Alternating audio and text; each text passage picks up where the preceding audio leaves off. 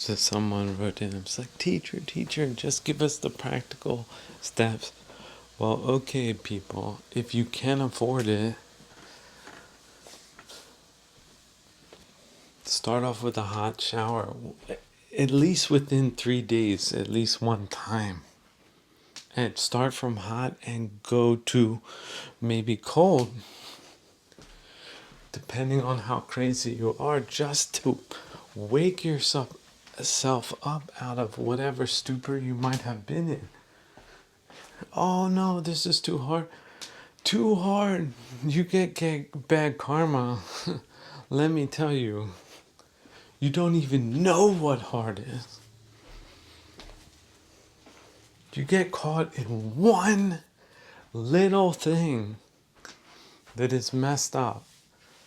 It can cost you your life and the multi-dimensions to come.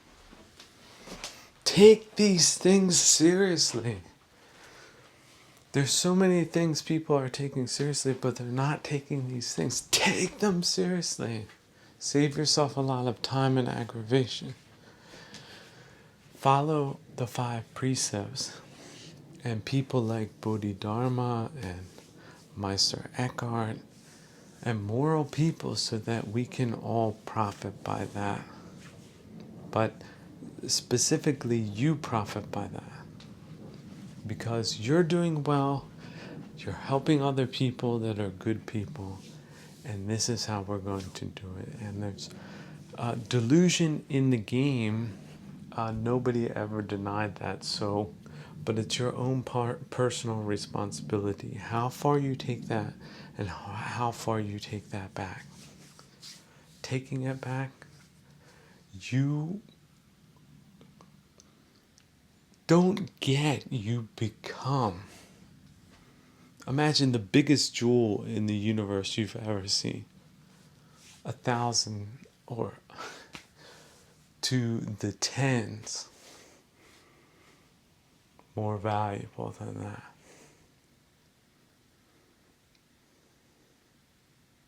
Dhamma is unquantifiable. But yes, bring it always back to the practical. So within 3 days, this must be a lull to you, perhaps not to other people. But you will have at least one hot shower within 3 days, and you will thoroughly clean your body and your mind as well. But body and mind are in a very healthy relationship because you are so aware how good self-care is, not just for yourself because you deserve it, but everyone else that knows you, especially your family, and not just your immediate one. Your grandparents most likely did not approve of a lot of idiocy. That does not mean that they weren't good people. They could have been exceptional people. It's just in a time they had the good fortune to have a say in how things are done. But if you live in a despicable, disgusting, inverted time where that's not the case, you can still have good karma as a poor person. But then you can not orient yourselves towards negative things. So instead think, well, okay, that doesn't work anymore. What does work? But you can't answer these questions in a day. It could take you 10 years, like far beyond any kind of remuneration for you. Mozart wasn't thinking like that.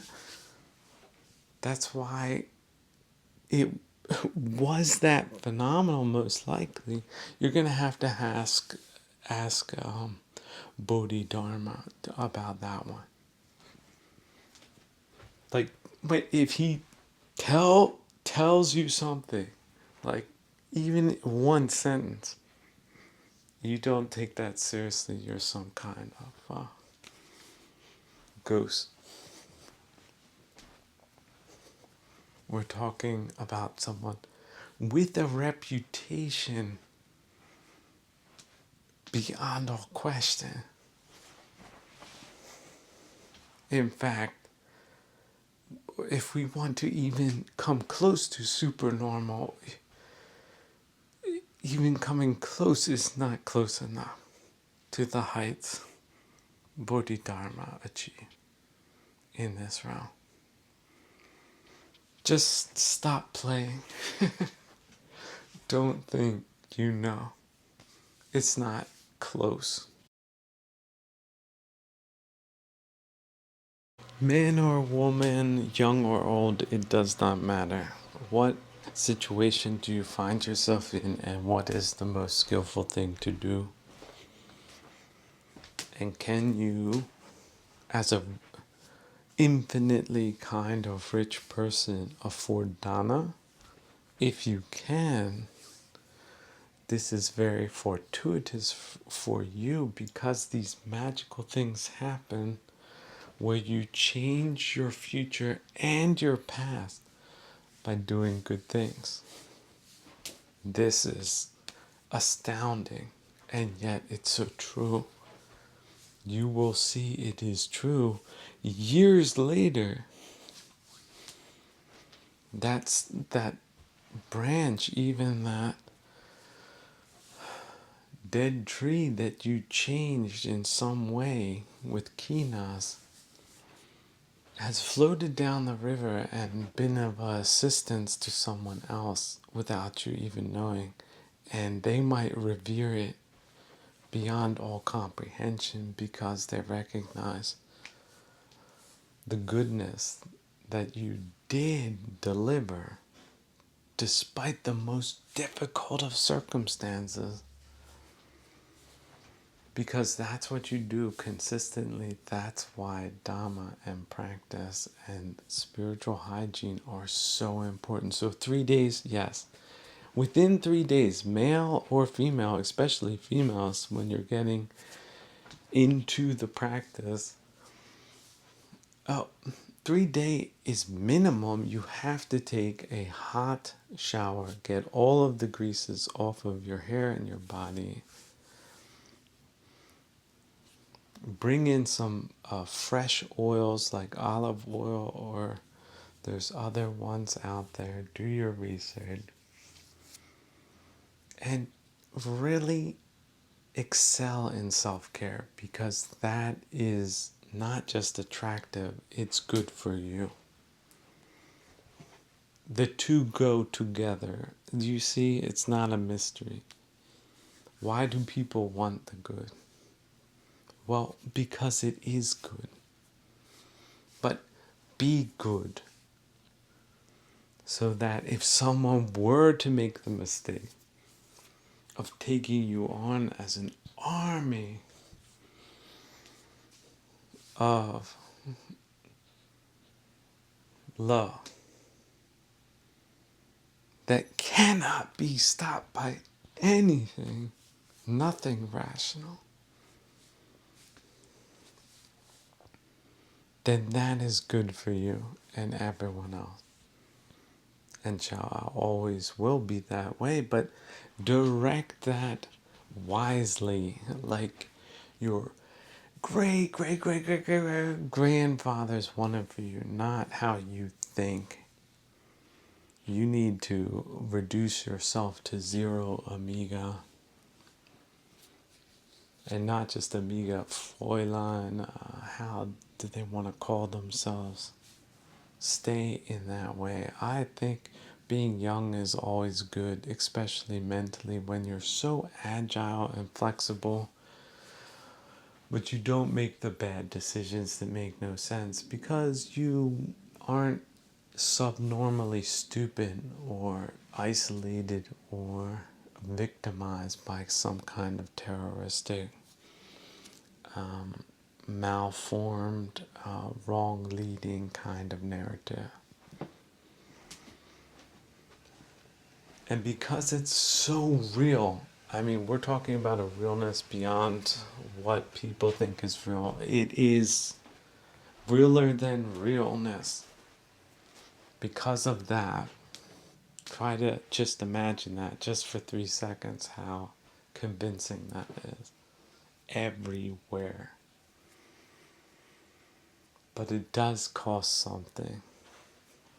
That little thing called legitimacy, authenticity, clarity, purity, and a passion for that. Not just a passion, a skill that you get there and you stay there. And yeah, within 3 days, no hot shower, you need to do it yourself. You can burn sticks. But while you're doing that, don't just wash off the bodily things, wash off the spiritual things as well. Don't forget that part. It's the most important part. Look, that that means 3 days hot shower and 56 bows, morning and night. And look, I think that's a baseline of standard practice. And if you make mistakes after that, something is very wrong with you. And this might be karma, and that's very understandable, but I think 90% should get even a little bit closer to perfection in these matters, and that means everything, doesn't it? Here's another thing Bodhidharma said. He said normal people are the ones that teach Buddhas, and Buddhas teach normal people. Now they can choose to pick the super-normal path, or even when they choose, they might not attain it. But you can rest assured that the Buddha, he learns from normal people and their behavior and his own normal behavior. The difference is he attains higher levels. He uses that as a transformation for good. That's what makes him so spectacularly excellent, so high, so very noble. But it doesn't always seem that way, especially because these things are not easy, and there's not any kind of clear-cut victory all the time until you are parinibbana. Now some champions are in such good form that they just keep getting better, but yeah, some take a real beating and they need time to recover from that, to digest all of the venerable lessons that they've received from very normal and even in many cases subnormal people. But if your expectations are too high, as many noble people have them, they're really dealing with normalcy. But they perceive it to be subnormalcy, that people are as low as they are, that the high ideas that they had were just delusions. But losing them, you did not lose the high ideas, you found the real ones. And the real ones, such as nothing is important. Just let that one bounce around in your mind and soul. Both ways. It cuts both ways. These types of truths, they cut both ways. They cut all ways. They will cut those attachments. And you do have to talk yourself into it and out of it and beyond it. But talking is just one part. Some people don't talk at all. They just do. But to get to that state, some of them have been in a state of practice for years or decades. So it seems easy. Many don't get attached in the first place. That's why it's so easy. But they didn't lose their civility, dignity, or respect the whole time. They didn't. Because it wasn't about attachments. It was about noble right effort. It was about good karma the whole time. Despite the circumstances, despite being misunderstood, despite being boxed in, despite being undermined, despite this, despite that, whatever you thought. People were going to run to your help. What? How many people help other people into the grave? Now, many people will say, oh, I know lots of people like that. I could name 20 people right now. But I don't mean like that. I mean physically. A lot of times people, they die around people they don't even know. Maybe saw the first time that day. Just like that. Changing forms and conditions. And it might not be that their very venerable friends don't want to be there. It's just they can't be there. They got other things to do. And maybe the best friends, they didn't make it because they died. They got killed. They got cut down in the prime of their lives by nefarious games played by some of the worst people on the planet. Can it happen? Take out a pair of dice and roll it on the ground and tell me what number comes up. Did you predict that? Chances are you didn't. And fate is like that too. Just ice cold. As long as the dice aren't screwy. And these dice of life, they're not real screwy. Though sometimes they are, although we know that we can flip that wheel of shiksai, that weird wheel, we can flip it with Dhamma. But only at times we gotta get unstuck first. We gotta get out of the hole we're in. Even if that means I don't have a shovel, what do I use now? I look over, I see a rock. That's what I use. Better than the hands. It's just that simple. I know what I have to do. That's what I resign myself. If, I see a stick, 1 minute later, I take the stick and the rack like that. And this is how you use tools of the mind. Once you realize, yes, these are the 3 realms. These are the 3 poisons. These are kalesas. Okay. Depersonalize. It's just like that. Everyone has them. Every life has its challenges, and there's changing forms and conditions, and that can be people, places, and things. Yes, it is those things. And appreciate the wonderful aspects of it, and cut yourself free from the aspects that are not so wonderful at times. Or if your mind starts thinking into the past or the future, that's where you have to make your cut. It's only about the here and now, and the chips will fall where they lay. When you're playing poker, you can't control that game either, so have a little bit of fun with it and play the best hand that you can, and that might mean folding 10 times in a row, just like that. Cards are not good enough. You don't need it. You have enough money. You want to just play the winners. But on the winners, then you have to play the other people and see, well, how have they been playing? Are they reckless or are they calculating? And then based on that, you have to make another decision. Go further or let it go. Have fun or not have fun. Things of that nature. But these things we talk about, such as peace of mind, these are not things to play with. And attaining material things is not the point. It's about attaining your own freedom, your own autonomy,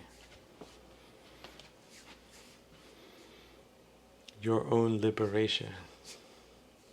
And then what you do with that, that's the other step that you're going to fill in those blanks 100%. Although you should really think, whether or not you should. Because just to fill it in with any old blank would not be wise, would it? That's how people got into these problems in the first place, too quick.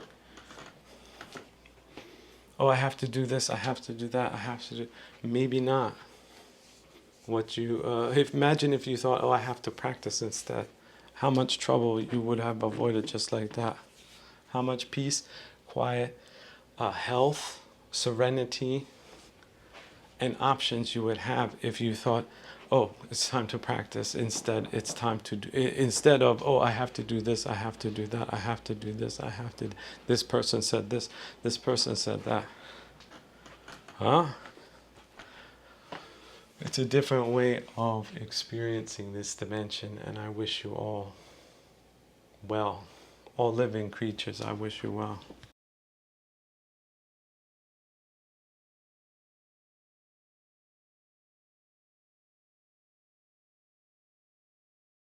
Remember that want is a subset of desire. And desire is often a subset of either greed or delusion. We often want things that it would be very foolish to have. We just don't think it would be that way until we sometimes get the thing we want, and then we realize how foolish it was to want that thing. This is a just common, normal, vulgar experience that human beings experience over and over and over and over again in a circuitous wheel of dissatisfaction called samsara. So here's a nice little game that you can play with yourself, is when you find yourself wanting something directed towards nothing. Like wanting nothingness kind of thing, like conceptualizing it as a skill, like nothingness. And then think to yourself, wouldn't it be great if I could just have nothingness? See, if you make it more of a noun, then it falls into that traditional kind of matrix of thinking, like fill in a variable, plus want, plus delusion, plus desire kind of thing. Just like you would plug it into a computer equation. Like you can create it all different types of or mathematical equations, right? And then just run the numbers with those variables. And then you'll see, wow, this is infinite. This can, wanting nothing, then what comes out at the end, that's achievable. I don't want. That's sort of the end state. And then the parentheses open, nothing, parentheses close, equals nothing, which equals no problems. It's there, it's immediate. The want or wanting in general has been erased, eliminated. It's a true outcome to true variables in a very simple, compact way. Now you might overlook the importance of this the first time you do it. Oh, this is some type of cute rhetorical exercise. But it works because it's logical. It's just it takes your mind a little bit of time to realize it.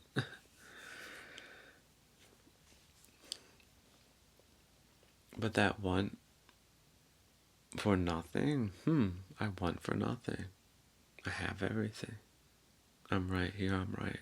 And now I have everything because I want for nothing. I was able to direct my want towards nothingness. And now I'm cultivating that, and I've achieved it,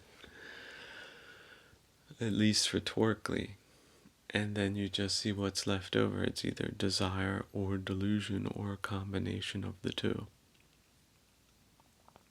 And we know that that belongs to the three realms, three poisons. And there we see it clear and distinct from anything. So it's not just a useful exercise, it's something we can then pivot towards the other things we were wanting and then look at them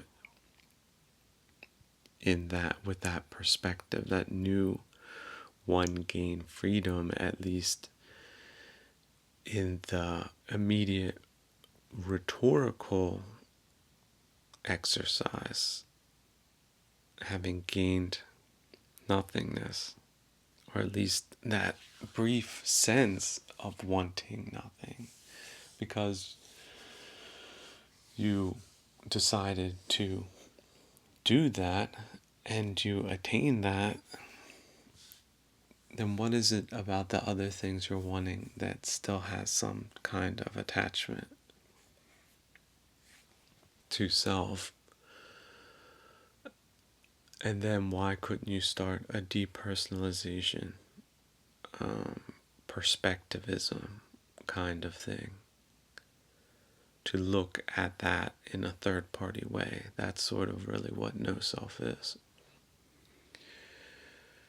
Don't see you as a person, you or yours. Just say, what would this look like if someone wanted this and this and this thing, wanted the world to be perfect, wanted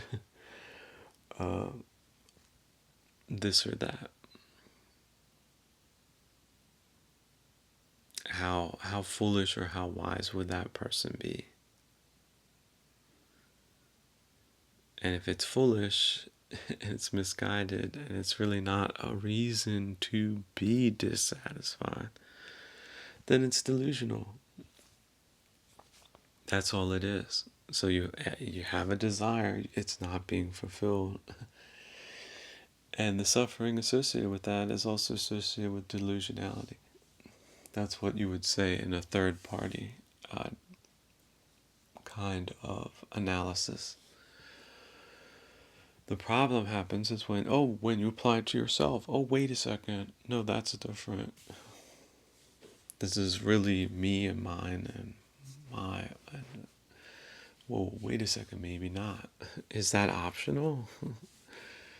Can I not be the person that wants that thing, like the person in a third party sense would want something that is foolish to want, that wanting itself is the definition of lacking?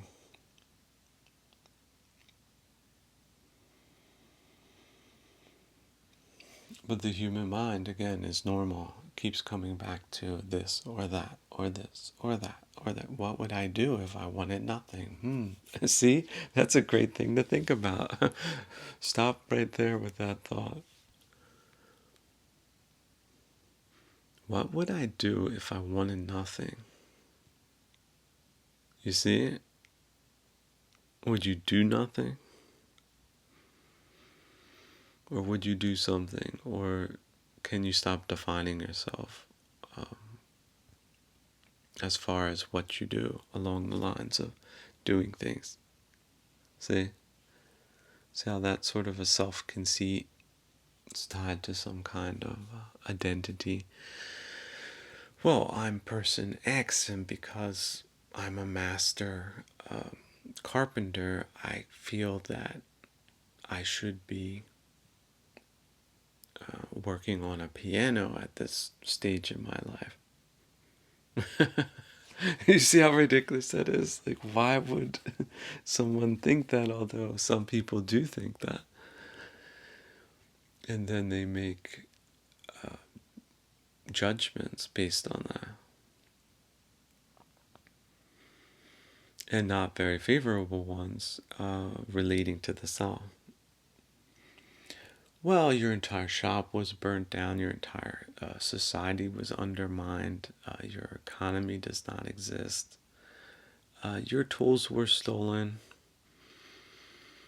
and perhaps you were thrown in jail. So you throw in some different reasons why that's not possible, just to increase potential dissatisfaction on some level for some poor person that is a master carpenter and can't do that right now. Because there's probably someone like that out there somewhere. At least part of the story fits to them. Or maybe they should be doing that, but they want something else instead. And that's why they're not doing the thing that they could do if their mind was free of the mind poisons and mind weeds. That they were not jammed up about this or that thing, that they were free of this or that thing. So that they could conduct a frictionless kind of existence without a self or wanting or desire or delusion getting in the way.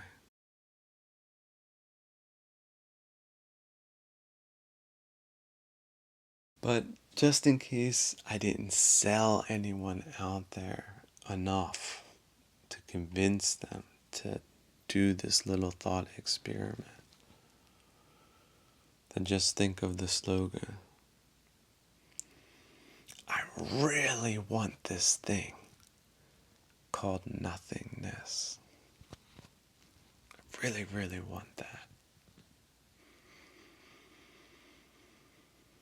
And then don't be surprised if you get it and the results that signifies. Once you get that, realize that it's always attainable. Because all of these things we want are just sleights of hand. This is how Mara works. But just like the magician, once you see it one time how the trick is done, you need not be fooled again. And then, dear, dear brothers and sisters, at that point, ye shall want for nothing.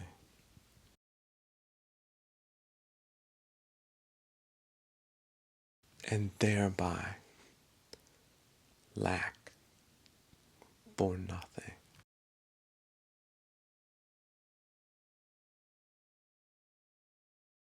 And be sure to give thanks to the four heavenly directions, because no one need understand how this works. It just does. It's logically consistent. And there's multitudinous variations that are very enlightening and fun to play with. So do keep the beginner's mind with this method and apply it to everything. And certainly ye shall have it. Indeed, relief from all suffering. For what else is there to know when you know nothing? Or that slight nuance, know of nothing.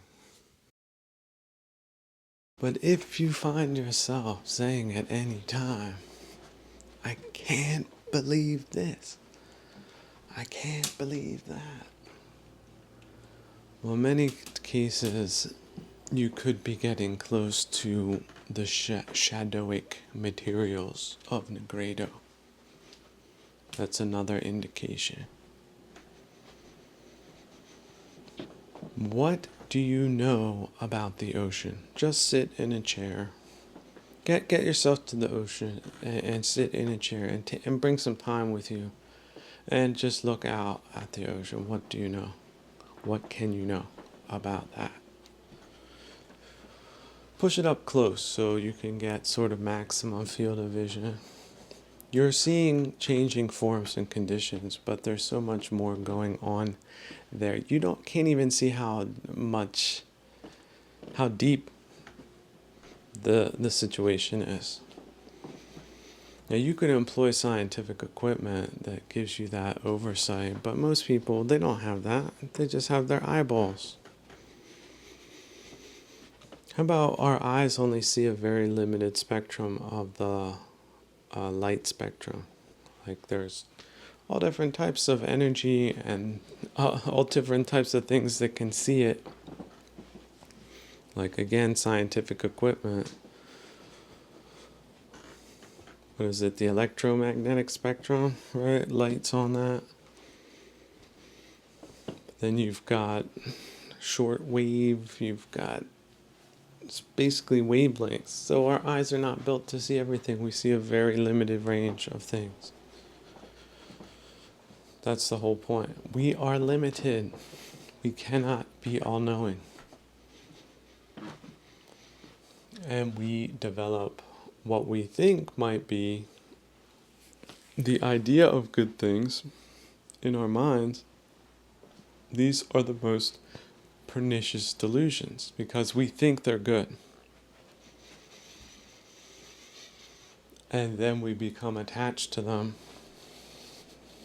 And that is essentially a shadoic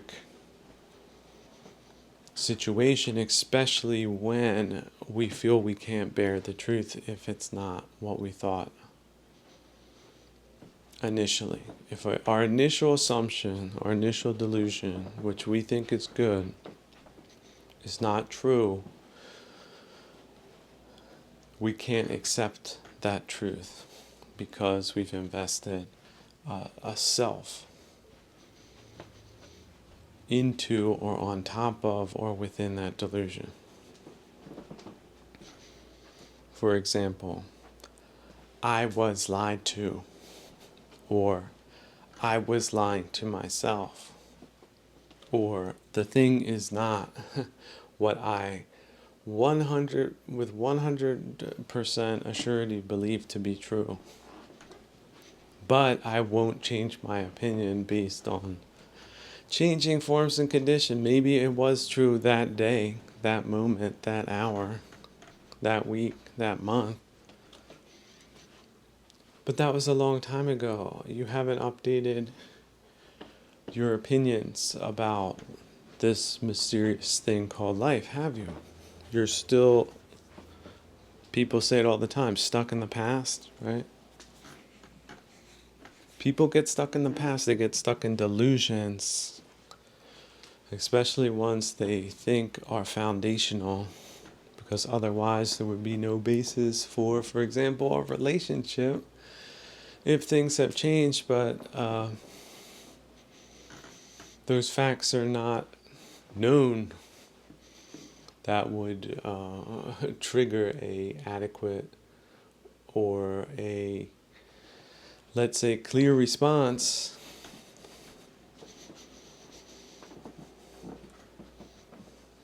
And those facts are sort of kept from the other party from being known because it's comfortable, sort of. There's other reasons that would keep people from doing the right thing according to their principles. But again, are their principles delusional or not? Why are they good versus the other principles that appeared to be good too, but then turned out not to be, or perhaps it was only for a period of time that way. And so we get caught up in a gobbledygook of thinking. which is immensely dissatisfying. And our conscious mind is not helping us. It's throwing rationalizations around,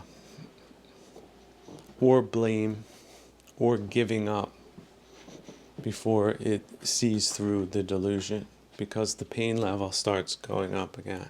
Who are you going to blame? Are you going to blame God? Are you going to blame yourself?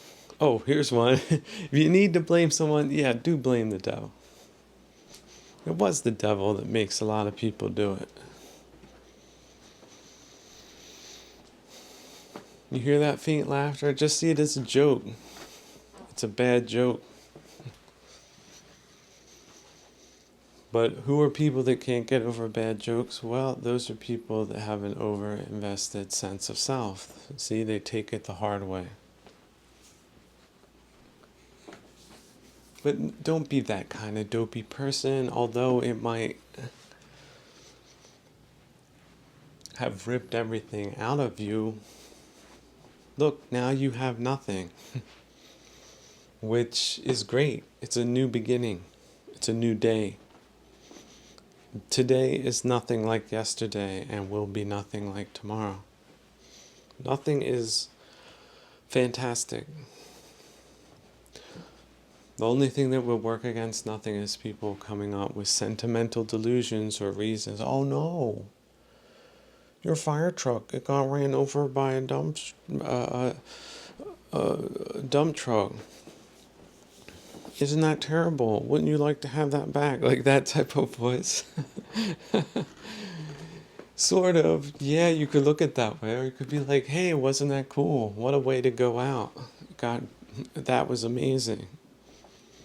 It was like a film. I see it just coasting down the driveway, picking up speed, and then crossing the street, and in that instant, a dump truck rolled over, flattened it like a pancake. That's amazing. What a way that thing went out. What a way that idea went out. That sentimentality went out. And it could have been the dump truck. It could have been any other thing. There's really a limitless amount of scenarios. Your scenarios, your variables. I'm sure if a bunch of practitioners got together and started exchanging stories about changing forms and conditions and ideas, people would be shocked. Now, some people like to lie and add things on top of things, which is sometimes funny, but the message is still the same. Changing forms and conditions. And that includes ideas, and that includes self, concept of self. You're not a teenager anymore, but at one time, you may have been a teenager. If you're a teenager, you're not a little kid anymore, are you? So, look how you changed. It was inevitable. Now, everyone would hope you're a good teenager, just like you were a good kid. But in this realm where karma extends to past lives, there are bad kids, bad teenagers, bad adults, and bad ideas. And a lot of times we're in a gray zone. Now, skilled people, they don't interact with bad at all that much. They cut it down to a bare minimum, but it's not unavoidable. But that's why skill is considered supernormal. Get you supernormal results. In many cases, on a psychological level, superhuman results. Yeah, guess what? I forgive people that I believe to be one way turned out to be another. I forgive them. I'm not holding on to some kind of idea that I had that wasn't true.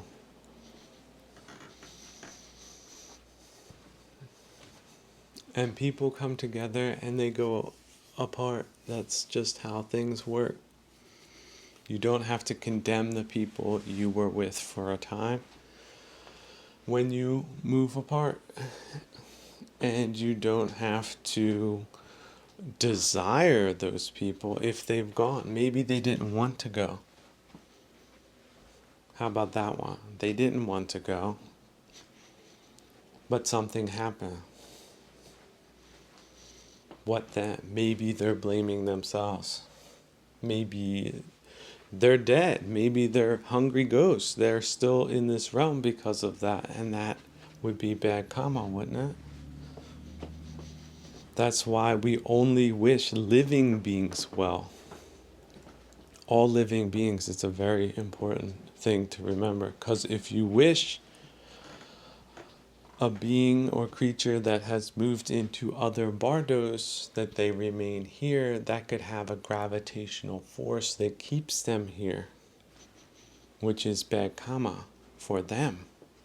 It increases their suffering because they will not leave, because they don't want to go. They did not want to leave you. So if you're thinking of them and wishing them well, some of them will stay here in this bardo under horrendous conditions. And even if you were to die, they still stay here. Somewhat like Edgar Allan Poe's The Raven.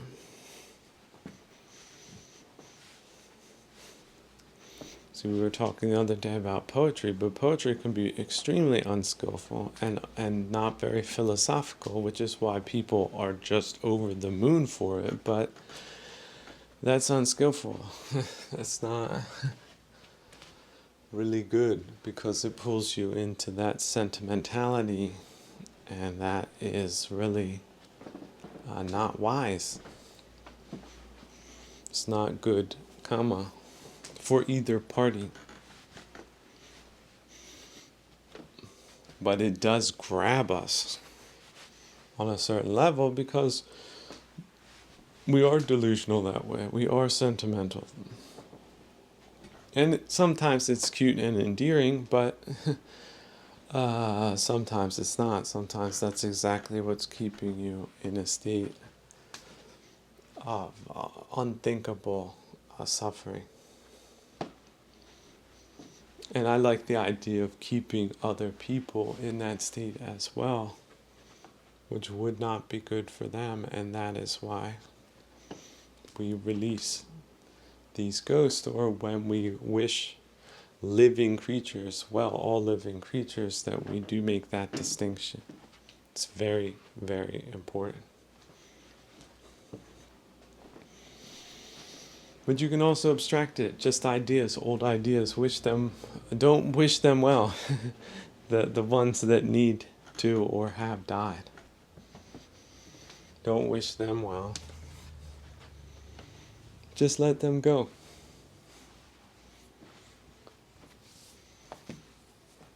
The crazy woman of India that was carrying around her dead child, she needed to let that go. But if people tried to pry it out of her hands, she became obsessed.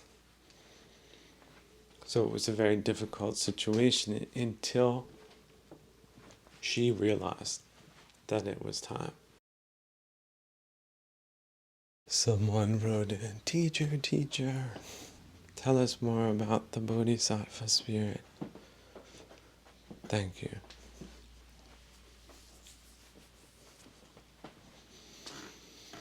That is a good question.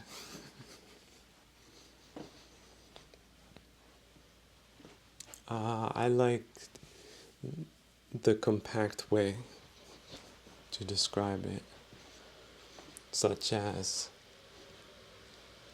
I want nothing, and I am prepared to die.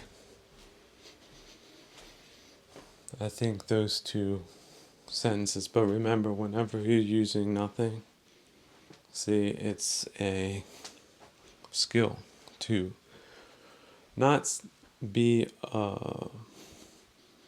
rejecting, but wanting nothing. I want nothing, and I am prepared to die. Now, people from the outside that do not have that spirit will think, well, he is satisfied. He wants nothing. That's a definition of satisfaction, isn't it? Someone who wants for nothing and is prepared to die. That means no illusions about this bardo. Old age, sickness, and death. No illusions about those three things. And prepared. That means, oh no, don't come, Mr. Grim Reaper, tomorrow. Today, come tomorrow kind of mentality. Every breath, prepare.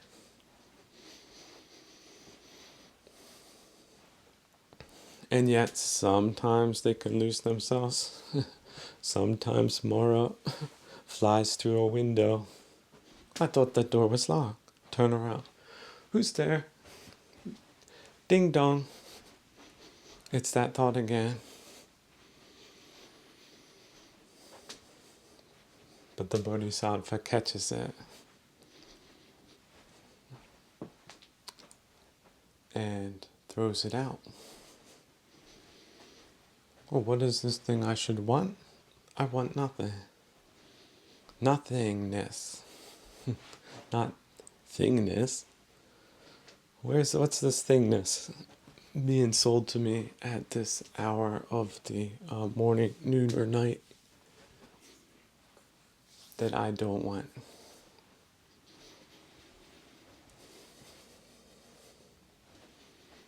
Yeah, and that preparedness, each breath, do on some level.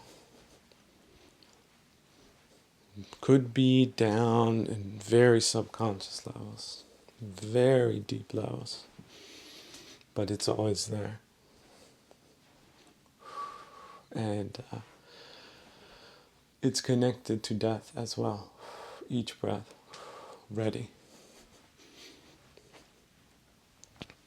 That's the Bodhisattva spirit. Well, getting back to this ridiculous media landscape that we have at this time in 2024, just terrible, like absolutely awful, and by design. Capture corporations, yeah, their management structures, they're opaque. Shell companies, launder drug money, you name it. So their ideological takes, also how they understand America to be, all of their fake icons that were fake in the beginning, fake in the middle, and fake to this day. Look, I get it. Calling that out, some people might say, oh, that's divisive. See, a chicken coop pops up and says, that's divisive. Can't do that. Well, listen, Poindexter. The free press was invented to discuss issues openly with one's peers in a representational democracy, okay? Now, it's very easy to spot for people that have an IQ above room temperature who is a Leninist agitator and who is speaking the truth, okay? If you go back to how the country was founded, the men that were running the country, they could probably very easily spot that difference as well, okay? But I get it. There's room temperature people that can be caught up in the divisive side of things, and that the other side is taking obvious, open, apparent, far-right talking points that have not been addressed for decades now. So What's the problem? The problem is that people are not reacting to the truth and giving the other side credibility, which stokes division. Look, division is good when something's messed up.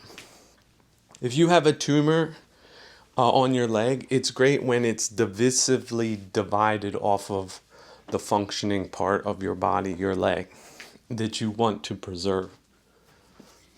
Oh no, it's too difficult. It's just too divisive. Well, look, it doesn't matter how big the damn thing is. The boil must be lanced, and that's an economic boil. It's a cultural boil. It's a social boil. It's a political boil. Now, they're playing both sides. Everybody should get that. But the decision makers that have essentially made themselves cultural war criminals based on scientific evidence, I'm not making any accusations here. I'm saying a committee could be set up and it could be determined that based on their criminal negligence, that preventable crimes have been committed that is also connected to anthropologically false and ideological positions that were taken for the self-enrichment of these parties to divide and conquer us. So the other side is just using what was here. And that issue needs to be resolved. And being divisive is not the problem. It is the decision makers that are not addressing these problems due to cowardice or complicity or criminal neglect. That's the point. That's the put on your man pants today position. So it's not the firebrands. It's not the far right that's causing these problems. It's not people that are angry. Oh, that sounds angry to me. Right? It's not. The guy who is complaining about something in a factory, there's probably something about it. And instead of criticizing him or what he says, it's about changing the thing. Like, for example, anthropological tropes about getting along with people that don't get along. Who came up with that one? Is that a plantationist position? Are we back in the Old South? Or is it Egypt or Babylon? I don't know. So, look, companies make decisions all the time. They can make executive decisions, say, hey, you know what? This hasn't been working out. And they can change course immediately. So, all right, this is going to take this amount of time. We're going to do things this way, not that way. And just remove the emotionalism and everything else out of the equation. This was a dumb idea. The results have changed. It's causing a catastrophic cascading kind of problem. It looks horrible to anyone who has eyes in their head. The results are horrible. This was a stupid idea. It's now apparent. We got to do something about it. Let's do it. Now, number one, sterilizing all foreign influence in politics. I think that just makes sense. Any country. I'm not talking about the United States. See, this is the other thing. I could be addressing any country in the world with these issues. It's not a partisan issue. It's an engineering issue. So let's just say country X sterilizes all foreign influence within their political system. That is good. Not doing that is criminal negligence. It doesn't matter what countries outside the country those countries might be. There are people pushing for their point of view outside of an ambassador or their staff.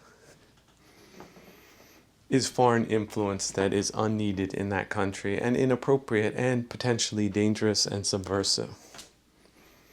Can you accept that point? Yes or no?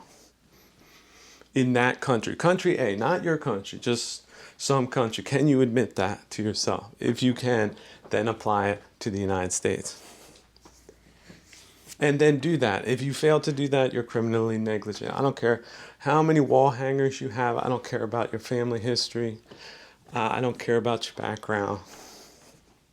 That's number one. So once that happens, it is about distribution of resources. We have 95.5 societies are inherently unstable because it's a ridiculous kind of distribution of resources. So who has caused that criminal kind of progression to take place? What class, what luxury class, and the people associated with that are responsible for that? Nobody needs a 5% like that. Country Y, X, Y, right? Whatever. Country DEF does not need a 5% that has caused a resource distribution like that or a culture like that. They don't, per definition. No, so, oh, well, it was inevitable. It's ridiculous. These are just rationalizations that they have. They are destabilizing the country. They are undermining the economy. They are undermining the culture, and they have.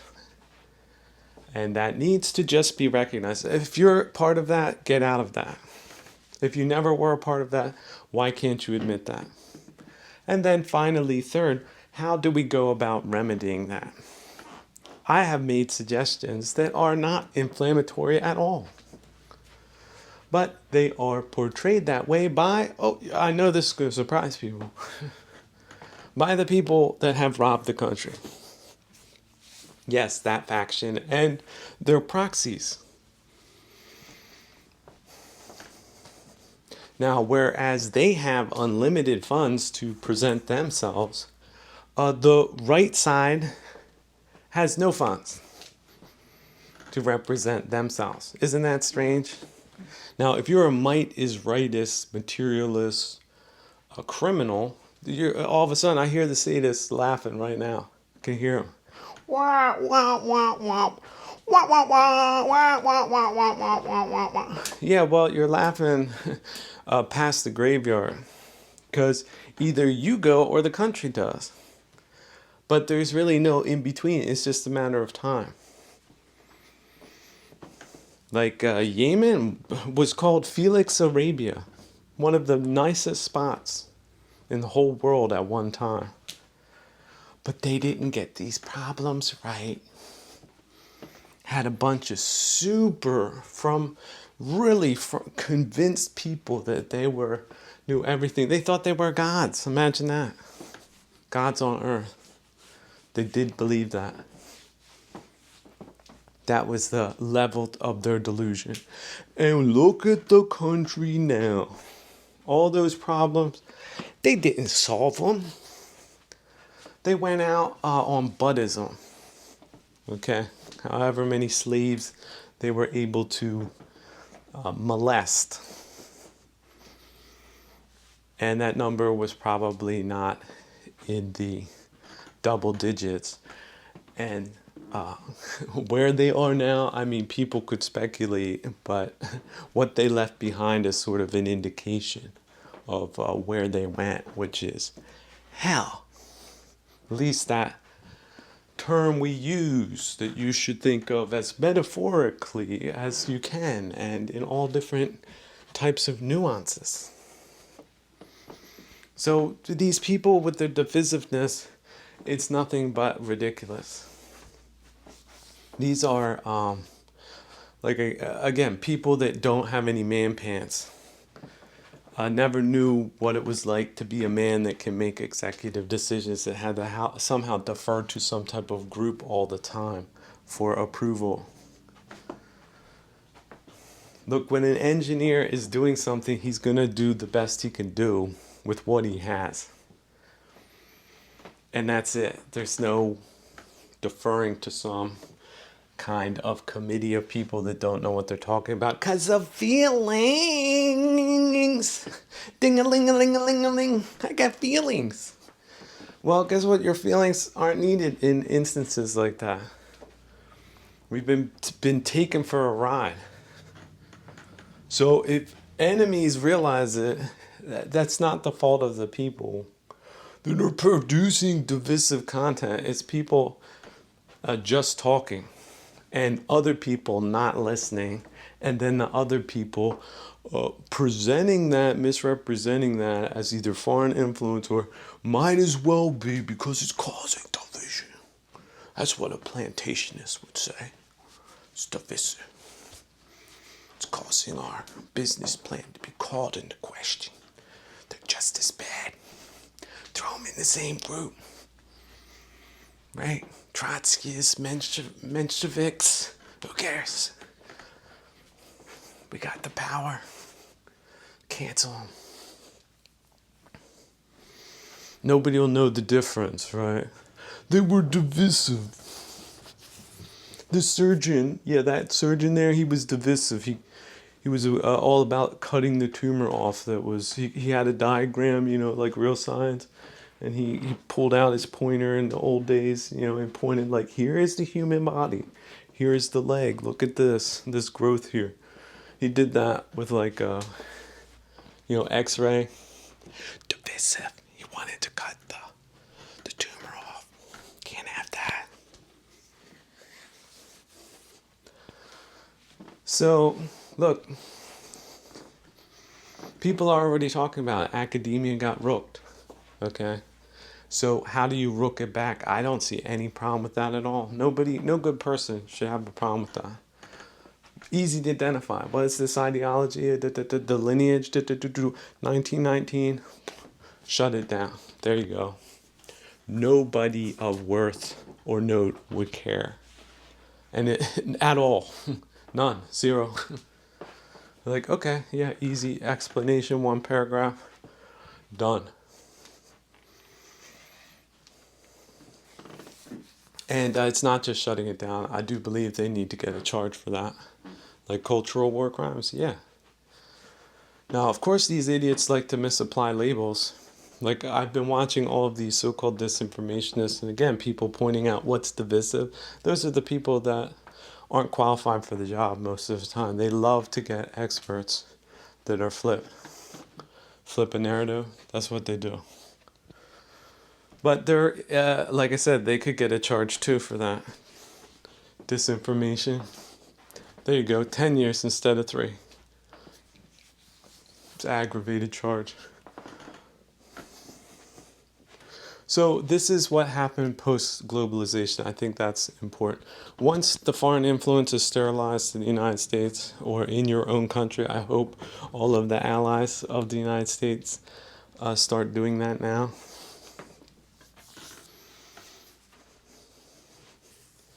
Then it's on to a certain kind of normalcy.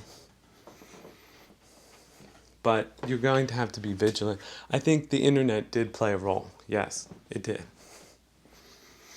So for the wonkers and wankers that should have taken care of this in the 50s, 60s, 70s, 80s, 90s to this day, that utterly dropped the ball and got in bed with the plantationist 5%er class.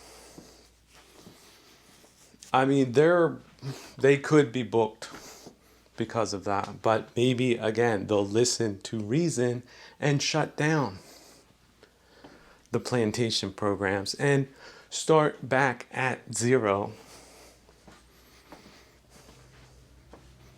and re-engineer what this country was meant to be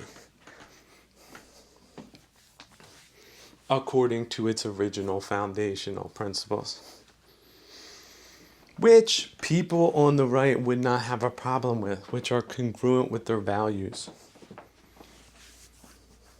Why is that? radical. Well, it isn't if you're not stuck in a multitudinous of frames that say you can't correct or course correct midstream. Oh no, you can't turn that one. That's too emotionalizing. Says who? Bunch of people, again, nobody needs. Didn't need them from day one. In fact, they weren't there. Came in a lot later and tried to flip and did flip the script. But the script they have stinks. Nothing they produce is any good. And it's a loss. It's a big loser. That was one thing this guy pointed out. He's like, people who deliver weapons to both sides, they're just looking to make the conflict worse. Right? So they're making a loss on the money. So these social policies, they're a loss. The plantationists are operating at a loss. That's what that inflation is about. It is attributable to them. People will not invest in conditions if the conditions are messed up, despite what ideologues say. Let's take the Soviet Union as a perfect example. Their propaganda was overwhelming. And they had people running around making sure people were not off narrative and throwing those people in jail. You know, divisive people, enemies of the state kind of people, to the tune of millions of people. They did that. But the sociology was wrong. And you didn't even have a 5%, you had a 1%, 99 1% resource distribution. Well, why happened? It took decades. What do we got now? Is the world safer with 5,000 plus nukes at the disposal of people that played sociological games that the checks didn't cash anthropologically? Because they had all that money and all that power to do it. And what did they end up with? What did the world end up with other than a hot mess? That is unrepentant, that is on a parallel alternative reality narrative about historical events such as when did the World War II begin in Europe? They differing opinion, 3-year difference on there. What other differences are there? I.e. unreconcilable differences with a party that has 5,000 plus nuclear weapons. How dangerous is that? And why? Because the Bolsheviks didn't listen to the people they were throwing in jail because they were divisive. Like divides, divide up fairly, kind of divisive. Like giving the people that deserve it freedom and prosperity. No, we can't have that. We're too paranoid. Too paranoid. We'll lose everything if meritocracy is introduced. Yeah, well, that's despotism. It's nothing special about that. Let's just drop the label. Communism was the wrapper. It's despotism is what it was and is. Now, there can be enlightened despotism that does what I say and enacts programs that lead towards real social cohesion and prosperity and civil liberties that are essential for a feedback culture. Hey, this food stinks. That manager should get that message. And if he doesn't do something, that manager, or he fails to correct the problem, that manager should be replaced. That's feedback culture. Now, if the manager says, well, my hands are tied because of corporate, then that corporate needs to be replaced. See how that works in feedback culture? But see, at some point it gets shut down because of politics. Too big to fail. These people, their egos, too big to fail. Like Felix Arabia, too big. Too big, too big. Why are they too big? We got a digital economy. Guess what? I'm a trillionaire. Let me hit a button. There you go. It still doesn't change my neighborhood. Doesn't bring back all the people that could be amongst us that off themselves. Right? It's not bringing back high culture overnight. I just got some digits on the screen right now that I didn't have yesterday. That donor, who knows who might have started a war and is now thinking about the afterlife. Maybe he just transferred me 100 million. How am I going to turn this culture around even if I had that money? So it requires multiple parties working in unison with common goals that are based on real anthropology, real sociology, real human dynamics, real culture, and not divisiveness, but some divisiveness, right? Divisiveness from the old ideas and the old people that made it impossible for meaningful change to be conducted in any other way. And I say this realizing, yes, of course the enemies are listening. They're the only ones really listening. Oh, this sounds good. Oh my goodness. Oh my goodness. This is hot stuff. How about this? Enemies most likely respect me more than my own people. Because they think I'm just divisive. I'm just a crank. Just angry. But that's not it at all. Like, complaining is just part of it. Okay? Coming up with the solutions and implementing them with a team of capable people that are in it for the same reason, that's sort of step 2 and 3. And you need a lot more than money to do that. And no, that isn't what Tenet Media had, right? They had a bunch of sellouts. I think it's great.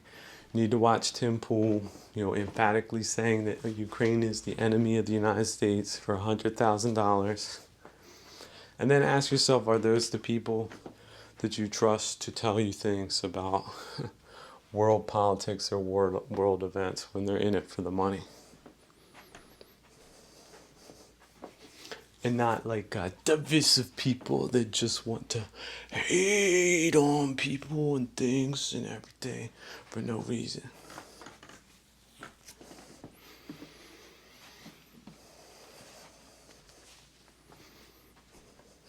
Does that sound like some kind of straw man? Because straw manning is another rhetorical thing they do all the time. Blow things up, blow that out of context, take that, leave that out. That's what they do.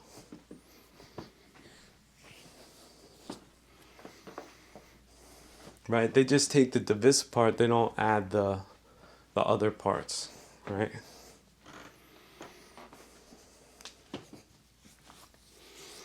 So, again, let's just see how it works. Let's see how Mandarins do it. And if Mandarins make the right or the wrong calls on what they call disinformation, they're the wrong Mandarins for the job. And they should get a charge for that, even if it takes 10 years. Because these things are important. You get these questions wrong, millions and millions and potentially billions of people will suffer unnecessarily. And there we see the parallel between internal and external dynamics. You get the internals wrong, as below, so above. You get your morality wrong, you get your sense of fairness wrong, you get your vanity and ego wrong. You apply that externally, you scale it, well, then you get your whole damn country wrong. At least to the degree that bad actors can have an influence on it. And just look at the terrible influence that they've had with or without the help of foreign actors. But mostly with the help of foreign actors. That's what I would say. But these foreign ideas, they were pitched to us using deceptive means. Yeah. It was a war that wasn't declared. And we have to admit that and not say, well, oh well, we've gone down this road so far. We're too attached to this millstone around our neck, so we can't do nothing. Hands are tied. That's not acceptable. It's not leadership.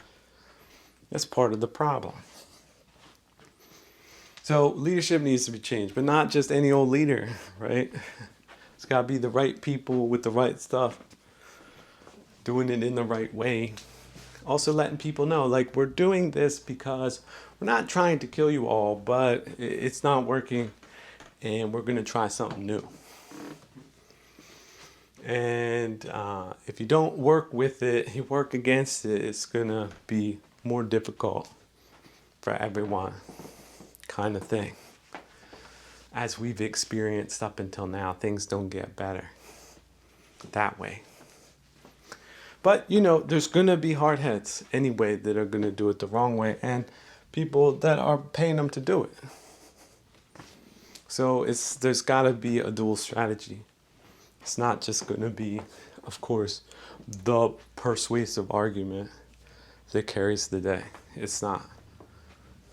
The math teacher gets up, he tells everyone how to do math, then one day later give him a test, how many can do it? Was he wrong? Was his method wrong, or were they wrong? The way I see it, they were wrong. Their method was wrong. Now, you might be able to help them, but some people don't want to learn, or they're incapable of doing it. Oh, I don't need that. Look at this thing I got in my pocket. Just walk out and take the next man's what he has. Right? They're really convinced of that strategy. They already tried it out. It worked a couple of times. But the third time, they made a mistake. And then that comma called up with them. That's how this realm works. Now, some can improve. Some can see the error of their ways, but some still don't. They are hardheads. So everyone needs to decide what side they want to be on in that game. But not listening to valid criticism by the world's preeminent thinkers is a massive mistake for friends and enemies alike. Coming back to these don't be divisive types again. First off, one of their news sites is a news aggregator, and then they try to show bias. That is a failed attempt right there. First off, they're already in frames. Like, if you think what I'm saying is divisive, something is wrong with you. Like, you're too far on the feminized index and ideological index. There's no coming back from ideology, really, unless you put in a lot of work and dispense with it. But if a lot of super subnormal people that are in on feelings start getting paid and cultified into groups that works for them, then there's no coming back from that. They're sort of karmically committed, aren't they? Which means until the jalopy done, have its wheels fall off, and there's no people to repair things anymore, because there are space cadet asteroids and vanity projects. They don't want to hear it, and will pull some type of, again, emotional card. If they don't get what they want, they know what they want. Yeah, so, oh, you are a university graduate, you're going to tell me I'm divisive. Well, yeah, your university was messed up, because otherwise you would have heard people like me and not the wonks that you listened to and thought was normal, because the Overton window is something they have misused and abused on you. Look down, look in your drawers, possibly you have no balls. That's why. So, are we disconnecting? That was a psychological operation. It has not been good for the country. Okay, it's not been good for leadership. It's not been good for communities, the economy, or any other thing. So that's why they pushed it. They like to have sort of a weak and docile and distracted population of cattle, because they're the luxury class of, again, condom progressionists who came up with that platform, or soup for you to eat. And they didn't offer any other variety.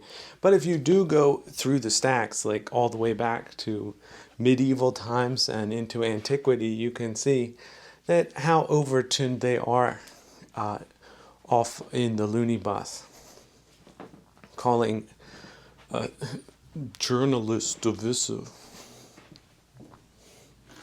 Unpaid ones, unbribed ones, uncoerced ones. Divisive. This is a divisive person. Somebody, Jeeves.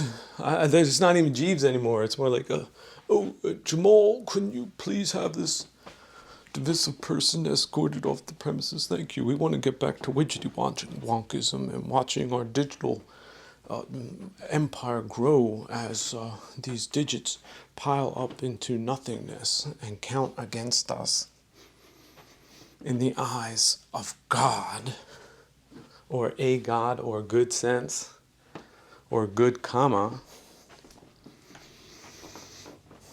Yeah, so are their egos too big? What's their problem? Like, can't they take it?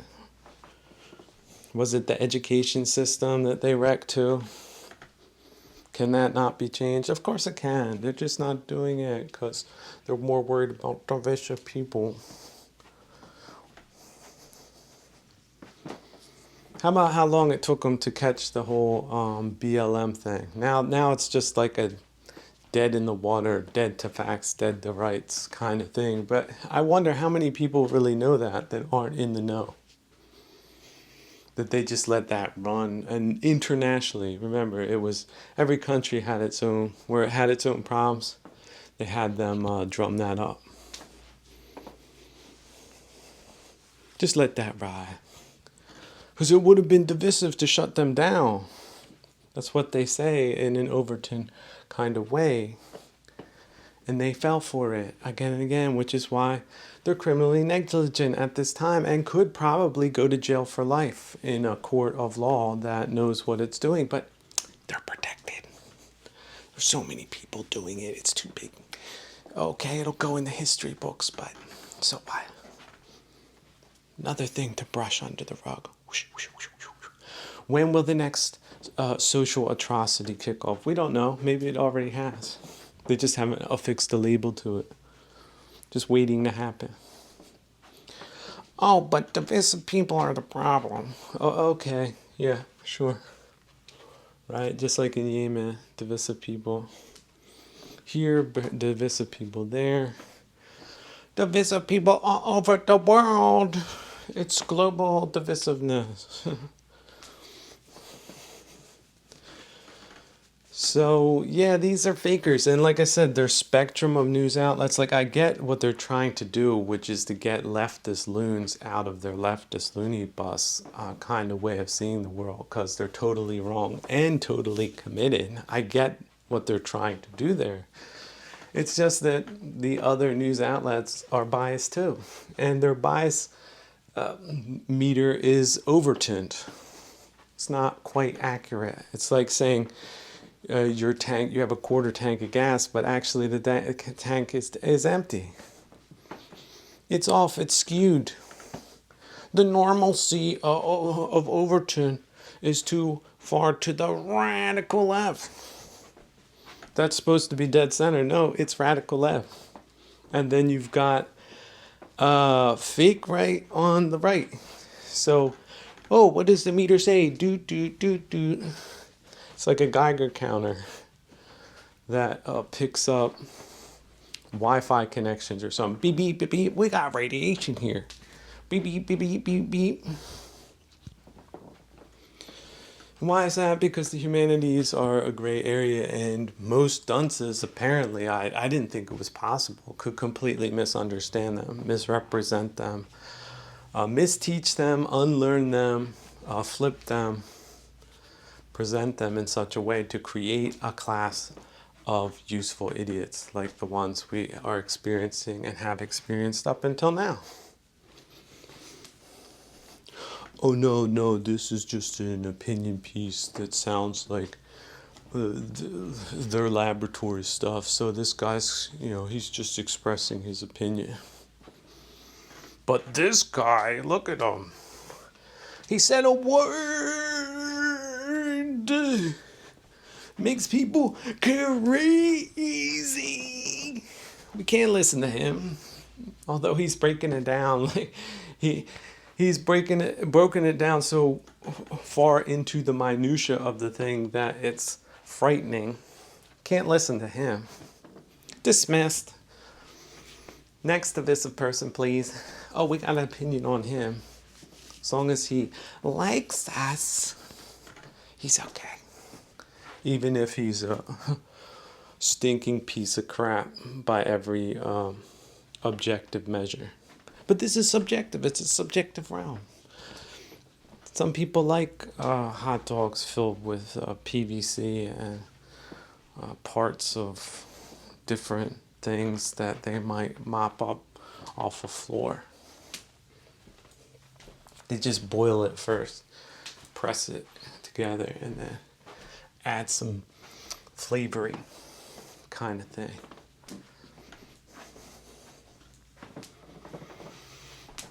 Look, Mikey, he likes it. So yeah, these type of too cool for school suckers are getting suckered on the big points. They don't like to hear it. They're so big that they should fail. And we should all make it happen. But that does not mean we're going to anarchy. We're going to better times where better people get the mic and dummies and committed loons don't.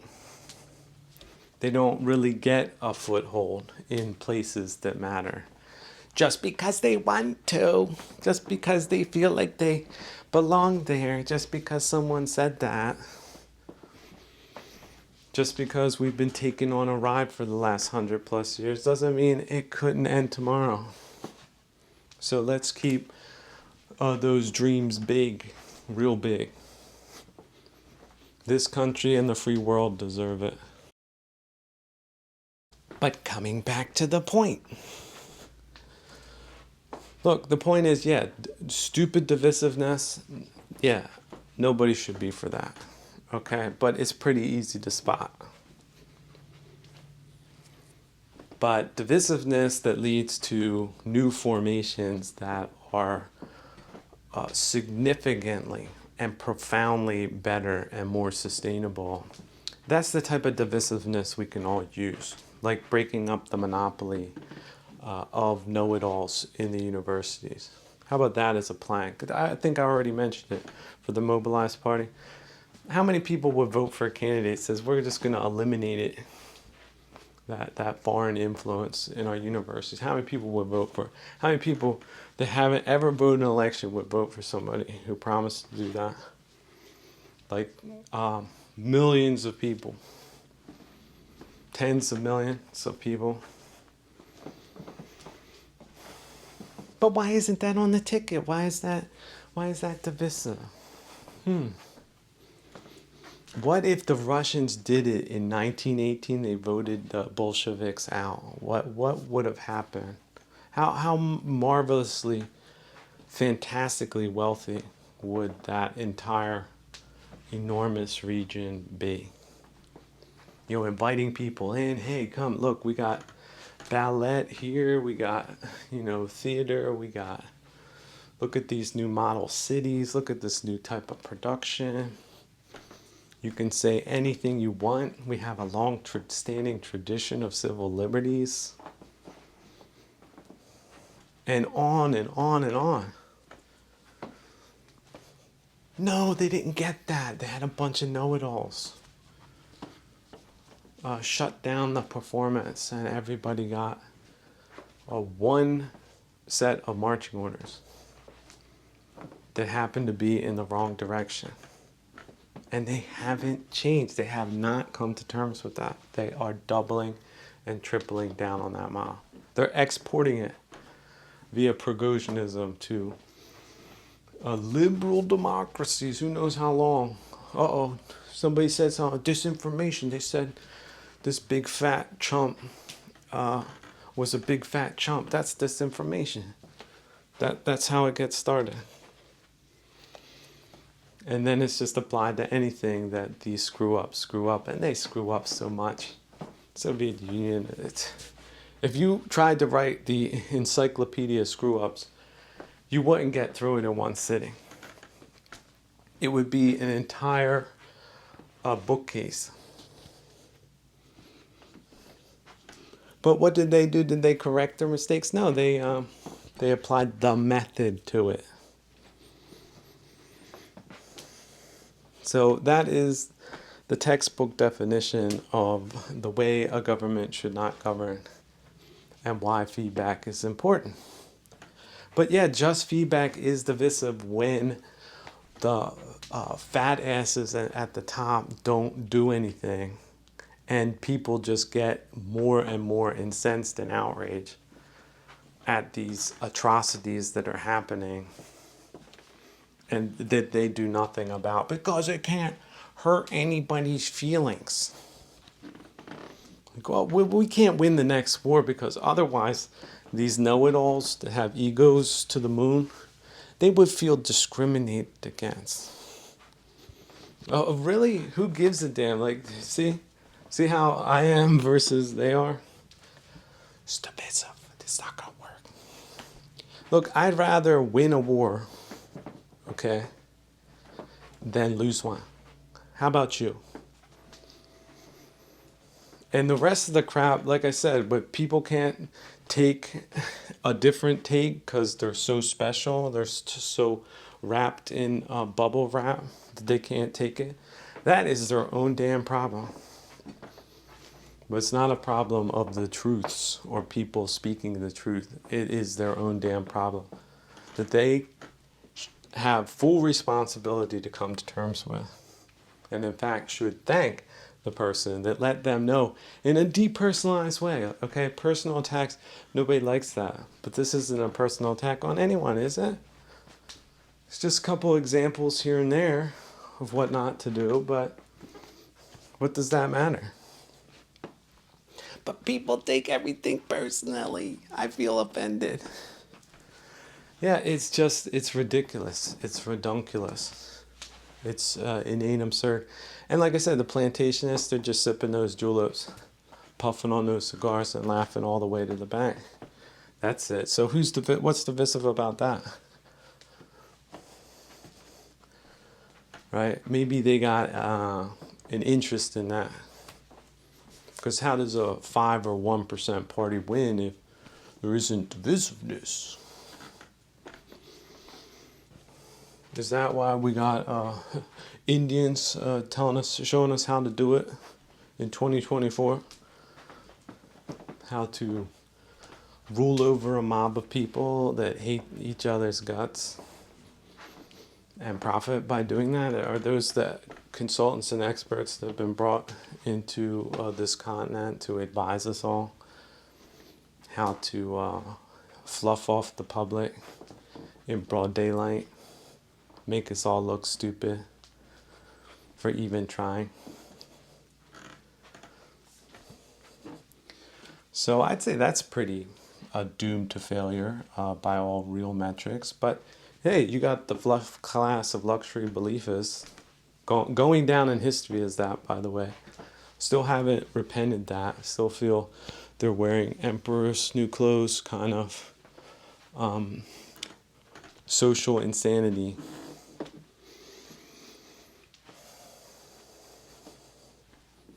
(2024) So I guess divisive people are still the problem, according to that.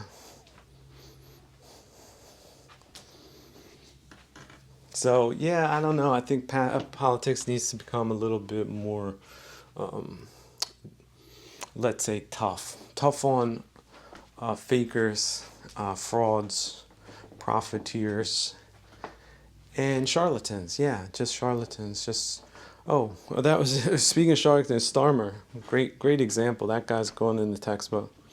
Big old labor leader. Yeah, of course he got the job because he was so good. Prosecutor, lawyer, by the way. Turns out, what was it, Lord Ali? He's his sponsor. He has all types, any gifts he needs, any money.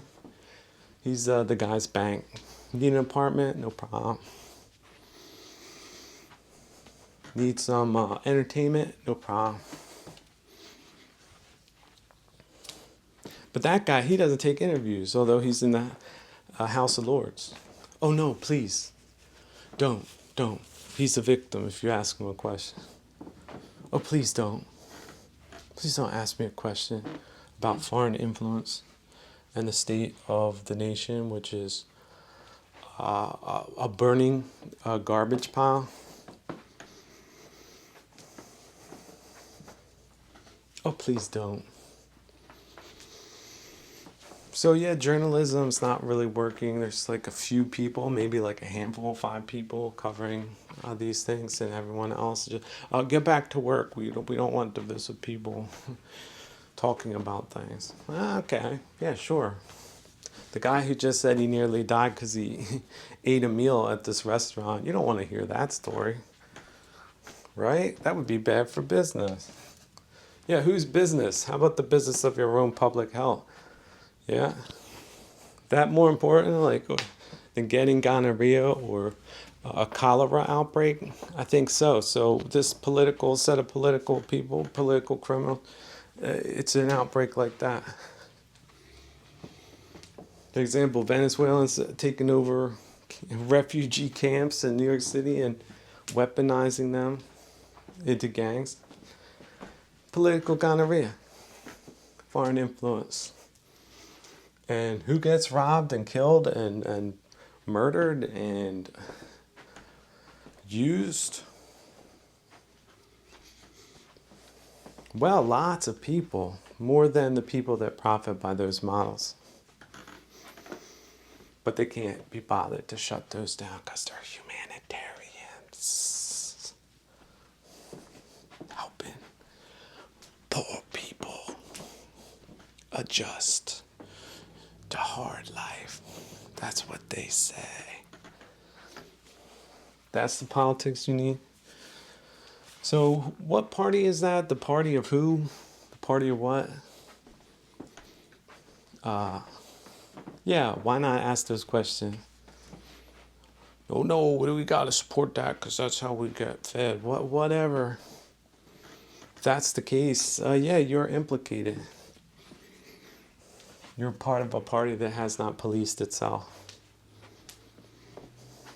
You're criminally negligent at this time if you haven't done that. And the results, ooh, bad karma. That's some bad karma. Sometimes you just have to admit defeat if it is a defeat. That's what professionals do. That's what scientists do. That's what playful experimentation does with no self, because it's not a tragedy. No matter how far up you scale it. If you're a young person, you haven't probably even encountered a real tragedy yet. Okay? But this principle, you can scale it up if that tragedy does find you. Like, oh, I used to have a left arm. Now I don't, kind of problems, because that's just changing forms and conditions. And if there was no way to predict it anyway, and there might be causalities from past lives because we live in a multiverse which is highly complex with all different types of variables, and comma is comma, and these things can be scaled as well, then there's theories about it. But these theories should not lead you to self-blame, but rather liberate you from them. That's the point. Like I said, we have a blaming culture, we have a scientific causality culture that also wants to attribute blame, but that is not skillful. Skillful is not blaming. Blame is not skillful. Adaptation is skillful. Acceptance is skillful. The ability to operate in realities is skillful. Oh, this was a very calm stream. Now it's whitewater rapids. How do I navigate that? Oh, I've just popped over 4 boulders. I've gone into different whirlpools and come up and things of that nature. And it's really fun for me because I'm skillful. I've also taken every precaution I possibly can. My life vest, my helmet, my gloves, other equipment, everything to give me the best chances due to the variabilities that changing forms and condition can produce, but not too much. Then it would not be possible to move. There is no such thing as 100% assurity, but there is skillful direction and unskillful direction. Is there not? Ask yourself that question right now. And then tell me, oh, this man, he's not a scientist. Huh? I thought that was what science was about. Don't go in with, I know. Go in with, let's see. Very non-adversarial kind of relationship with everything. Pure neutrality, pure equanimity. That's what we're talking about. We're not talking about what's on the news. That's not important. News change all the time. This way. Oh, I thought this way, but it went that way. All the time. Every day. No prediction is true. No, not one. Anybody make prediction? What's going to happen in 10 days? No prediction. No one can do it. It's impossible. Impossible. There are probabilities, but these probabilities oftentimes turn into delusions, but one thinks that one has the better mathematical chances, but maybe one calculated wrong with delusion. That is why it is foolish to be risky when it is unnecessary. What does it prove? I can be more risky than someone else? That's no achievement. That's very dangerous and very bad for our potential karma or for civilizational karma, which is the worst karma of all because it's multi-generational, has downstream effects. Couple of bad people have a bunch of bad ideas, start spreading them. You have a bad place pretty quick. These people wearing yellow jerseys, we're told the people wearing green jerseys are terrible people. And they should go attack those people. That's it. Basic psychology. Is that skillful? Or what part of individual autonomy do you not understand? The priceless gift that Dhamma is, and yet no argument. It's not easy. What? Easy? Whoever brought the word easy and Buddha in the same sentence? Easy when you're the Buddha. Yeah, very easy. Until then, very hard. Like, who's done it? What's the list of names you know? Maybe you don't know. Maybe they didn't stand up and say, hey, look at me, guess what, I did it.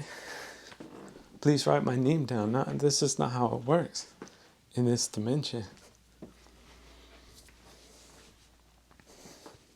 Which is why the expansion to the Zazen principle is quite a marvelous addition to the practice.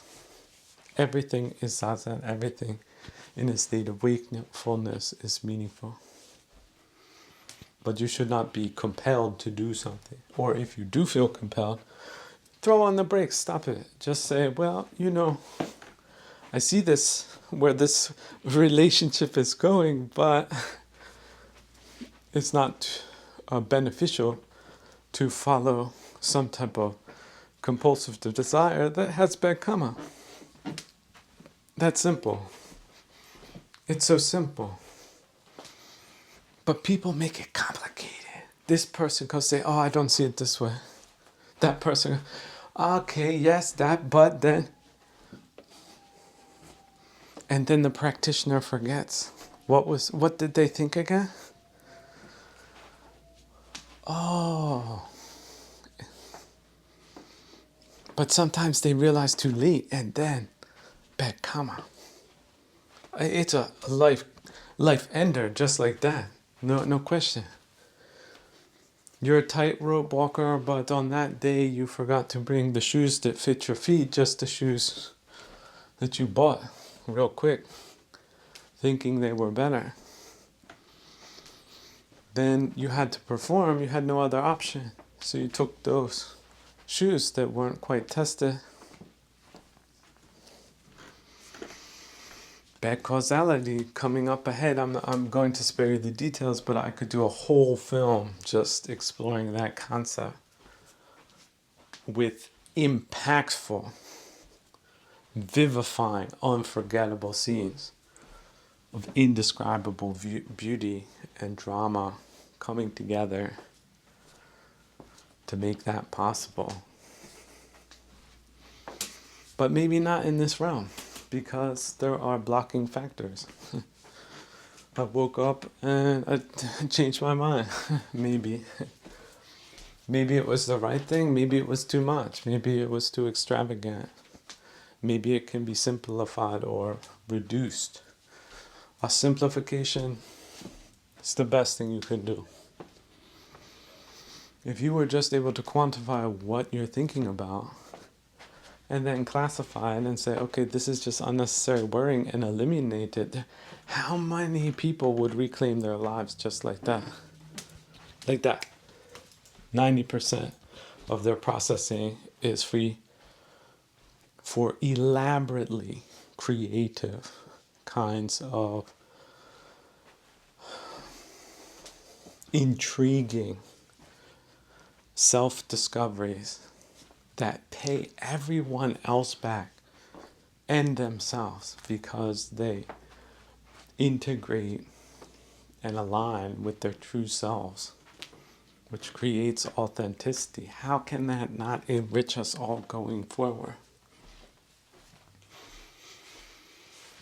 And so it is that ultimate principle of dana that makes us all so extremely,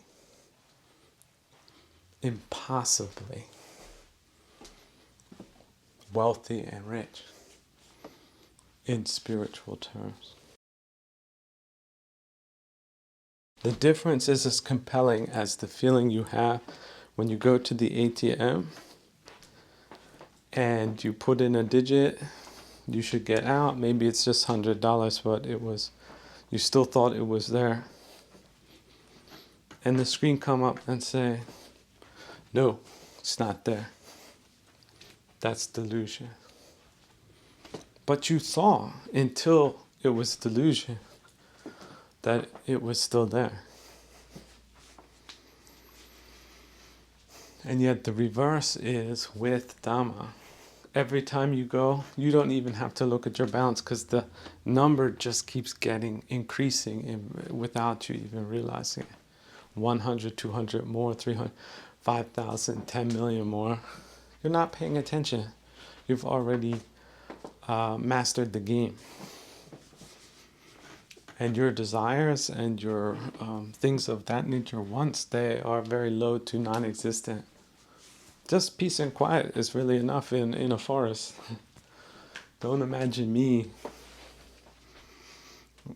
as the most stylishly adorned man. Although some could say, oh, he could afford it or he should do it. Why should I do it if I had it? Unless I was vain, which very many extremely subnormal and base people projected their strawman kind of a personality onto people that were diametrically opposed to that. But they proclaimed that they were that just to be hateful and ambitious and worldly in their crap temporary window of opportunity that they were able to define themselves based on those kinds of underhanded and misguided deeds that led nowhere good for the practitioners or the people that had to do with all of that karma for different reasons, that maybe that wouldn't be that way if someone wasn't wearing rose-colored glasses, for example, that are more convenient to wear to try to get past some of these atrocities that have actually happened, even if a younger generation did not want to admit it, believe it was true, or see it as determinate for an indefinite amount of time, but rather a disposable, inconvenient idea that, though disappointing, need not be determinate. Just like the Dhamma does by curating bad thoughts, that's just a bad thought, essentially, with a bunch of rationalizations behind it, which leads nowhere except worse conditions. So who are the people propagating such a way of thinking? Well, they're not very useful people. Why? Because they don't think in a very useful way. It's just that simple. The matter is about a railroad bridge that has fallen out. It's not about astrophysics.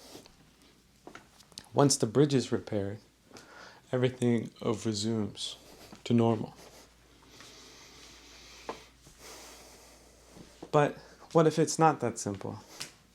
What if it's about the decision-making process itself, thinking itself, acting itself, morality and ethics, and all of the high-flung, astronomically complex kinds of questions that, if one gets wrong, cannot just only be fatal for oneself, but fatal for all that do not discover these principles of truth and training and safety and regard and concern for our spiritual health and maintenance and longevity and growth and compassion and understanding, and yet not understanding of all things at all times for all reasons.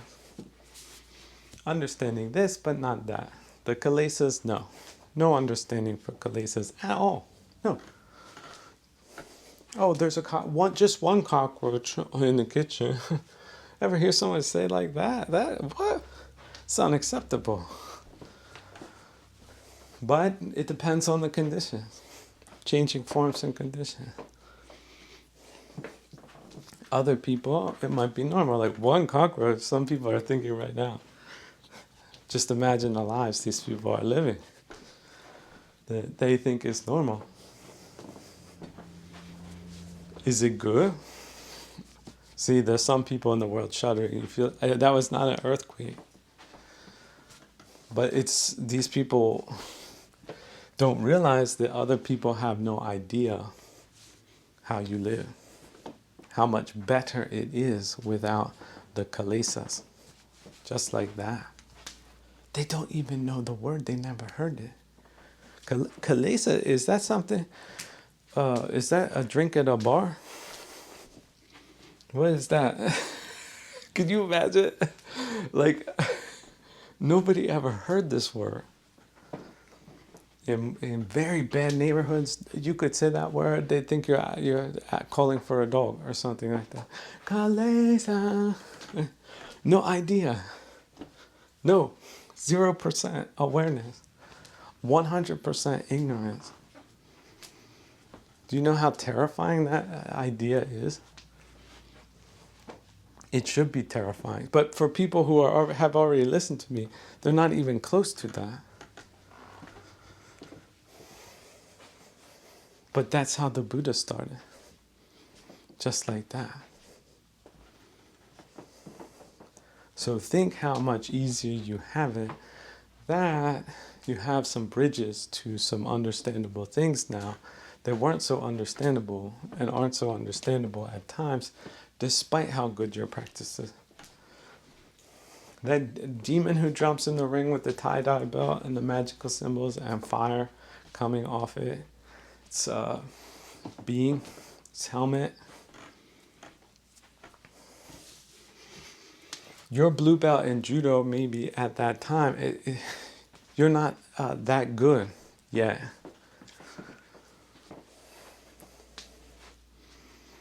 But give yourself a round of applause and some self-appreciation that you got every bone in your body pulverized by that thing on multiple occasions until you finally defeated it. Because that's what it looks like once you make progress. Not just that one, all different kinds. The worst ones are the ones you didn't see, but were there the whole time. And a lot of it had to do with self. And that no self, you hear it, yeah, you hear it, you don't implement it, you don't get the benefit of it. But if you get it, it's a superpower, absolutely. It's the two is one and one is none principle. You add the second principle, no self, your practice is pretty good. It's almost impenetrable if you just have a little bit of Dhamma to guide it. But that self is a killer, no question. It's a killer, a maimer, and a party pooper. Party's over when it shows up. Male or female, party's over. And that could be for forever or into future lives. That's a party stopper, is it not? And yet people get into it, samsara, over and over again. But people get out of it over and over again. That's Dhamma. Until they realize an even more simple way to reduce that aggravation that may have been keeping one jammed for legitimate reasons. But what's legitimate on a subjective spiritual level? That battle with St. Anthony that St. Anthony was in. Hey, shout out to all the Anthonys out there. Yeah, it didn't look good. Didn't look good. Was not a good look. For that whole night when he was knocked out after such a battle that took all day. That was that was very frightening. Because out there in the desert, it was a fight to the death and beyond. There wasn't no helicopter, no medical staff, no nothing.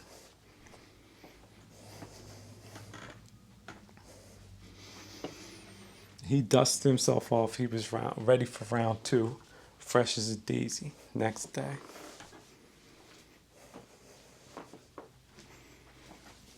And God himself appeared. Like, how often does that happen? But he got wind of it. He knew about it. Just imagine that. The honor of that became legendary, went around the world. People were like, what? This was not, some type of story. And even if it was, the metaphor is where it's at. Don't get into historic accuracy about things like this too much. I mean, it's great that you hear this story and in such a vivifying way, such a memorable, entertaining, classy way. But it isn't about that. It's not about the delivery. It's about the meaning in your life. The little glowing ember that may have been blown into your soul, that may catch what is natively there alight and keep you warm. Such as to build a fire. The problem with ego inflation is the extent of deflation that needs to take place if you were a little bit too on the self-obsessed side. People say these things flippantly and callously, but if it's the truth, it's pretty devastating, and it's like a cramped muscle. It's sort of hard to relax it. Oh yeah, sure, your hand that's in a perpetual fist because you might have been close to a blast radius, metaphorically speaking, and so you might have some neurological challenges where the static electricity comes out of somewhere and your fist clenches. Something like that. Very strange. But it could be psychological. Like if you start to breathe, you can release it. Just like anger or all of the kilesas can be seen that way. That physical contraction, the holding on, the using of the breath, the gaining of the distance, the minuscule slow release of the contraction, and look at that, the hand can move again. Strange, mysterious, esoteric. That's what they say. But it's like that. And look, the Buddha, when he grew up, his culture around him was very different than the culture of today. It was neither better, and in many cases, it was a lot worse. Ignorance was very high amongst most people, with no chance of learning anything of significance, especially if you grow up in an agriculturally dominated community, which the world is filled with. There are very few learned, venerable teachers in far out places with very low population density for understandable reasons, like living in a mountain range in the middle of Central Asia, near the Himalayas kind of thing. So lifestyle completely different. The seasonal changes, the weather, the temperature, what they could eat, what they couldn't, what they could transport, what they couldn't, what they could wear, what they couldn't. 5th century BC. Pretty primitive. No cell phones. No 1-800 Delaney Jackson ready to pick up on line 3. Try send smoke signals. Even that don't work. How about riding on a mule to a collection station with more mules or change of horses and so on and so forth through extremely difficult terrain where nobody really knows each other. It's sort of like camping, but on a prehistoric level, like in places that time forgot.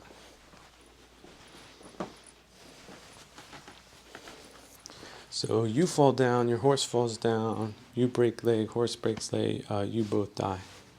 Like that. If not because you have very caring people around you that perform first aid, it's because the gangrene sets in and kills you that way slow.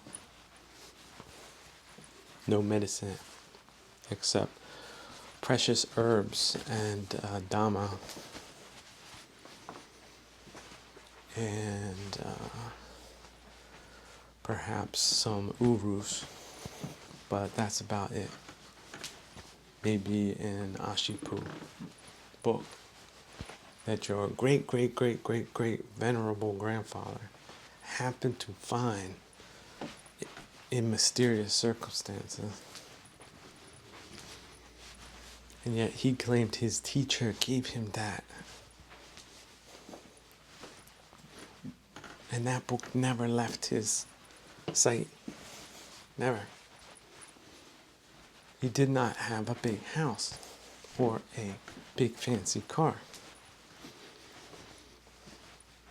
But he did have the Dhamma. And so he was rich. Richer than most people today. Distracted by this, distracted by that. Contracted by this, contracted by that. Kalisa this, Kalisa that. Oh, what a world people are living in. It's a prison of the mind.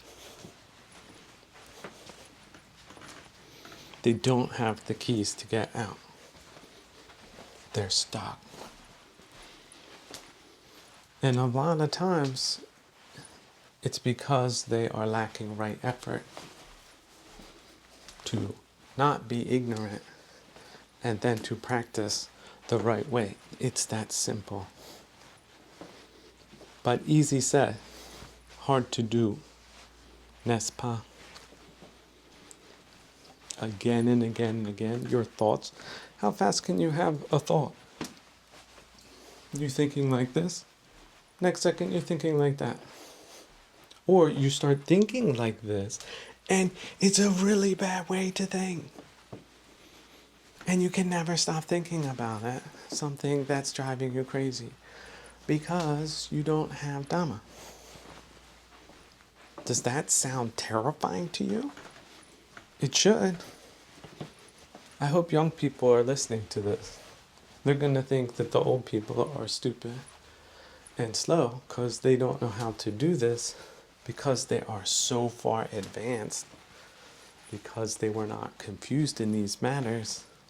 And so they just take it to be normal. But for the supernormal people of the future, do realize that your supernormalcy, very rare in this time. Also in the time of the Buddha, non-existent, more or less.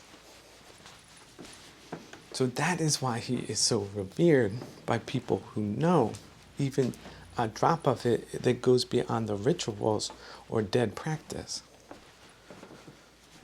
You ever see some karate practitioners, they don't really have the right, it's more like Tai Chi what they're doing, which is also very venerable practice. But if a demon shows up and you're just doing the Tai Chi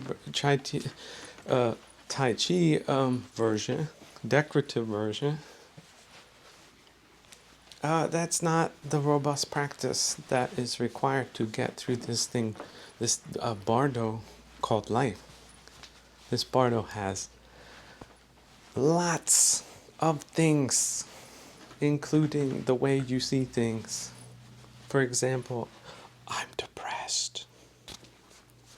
I'm melancholy. I've defined myself that way. I can't get out. It's true. I feel terrible about everything. Yeah. And then somebody comes up and says, hey, snap out of it. Right? I love that. That's actually the truth. They would love to do that. What button do they need to push? Because they would push it. They would. They would hit that button so fast and hard. And they would repeat it over and over again, just like coming back to the breath. Bu, do. Any thoughts? Go away. The Buddha kicks them out with his kung fu. Just like that. 2 syllables. That's all. That close. Oh, I'm sitting in a bus. I can't breathe. What? Hello?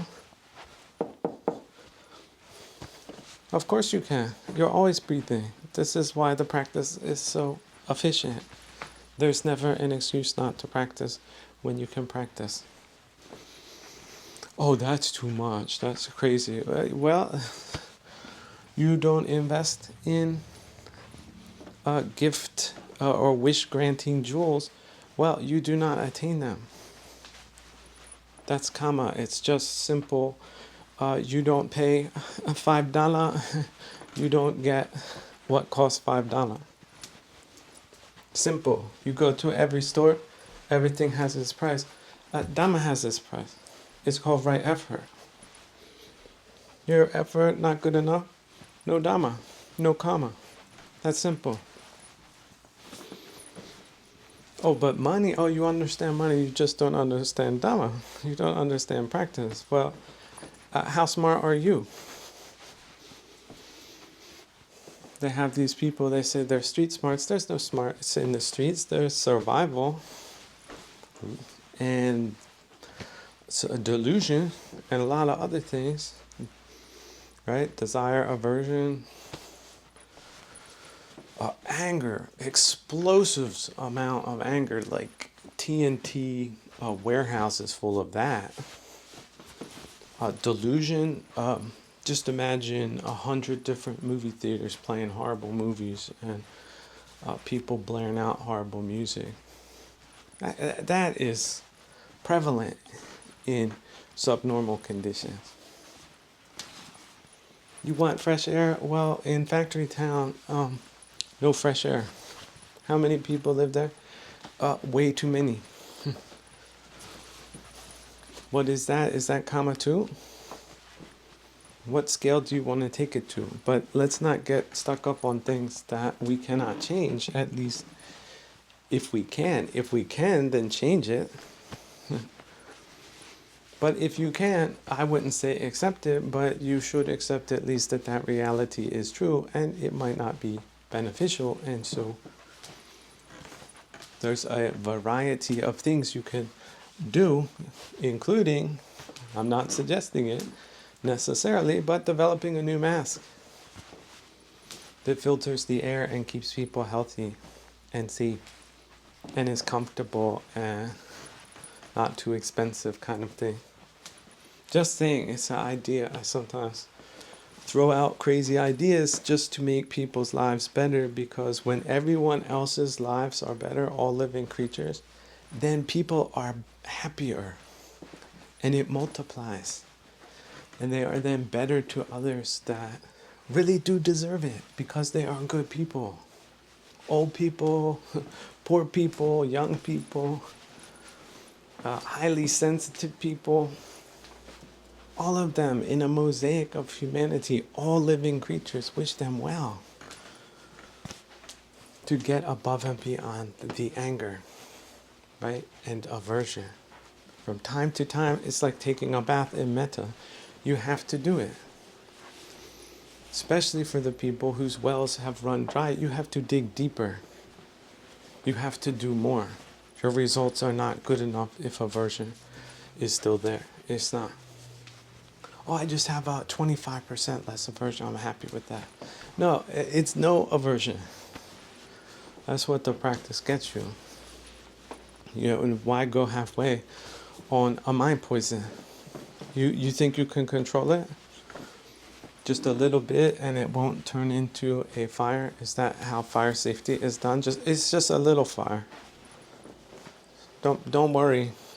This pile of rags won't catch to the wall and then burn the whole place down, because I know better than that. But that's how those things happen. And the people, it's a tragedy because they were so ignorant and so unskillful and had such a lack of right effort that the whole tragedy had to happen because it was so terribly foolish and misguided to think that way when it really wasn't that way, was it? But after the fact, it's a little bit too late, is it not? So we need to catch these things in the here now, people. I understand you have to be very fast. When a ball comes, is thrown at you with a fast speed, you need to dodge it or catch it. Take appropriate action. Don't wait for Delaney to send you the message. You have to react like that quick. Punch comes to your face, dodge it. Don't take it straight on the nose. That's unnecessary suffering. Now that you know that skill exists, dodge. Don't take that punch. That's not self-care. That's self-harm. Dodge the punch, no harm done. Just like that. Why won't you dodge the punch? Or you will dodge a punch, that's easy, but these thoughts, you take them right on the nose every time. I must take it, it's me, it's mine. It's you, it's yours. No, neither one. Just you thinking, that's it. Unskillfully. Let it go. Is it a part of the past or the future?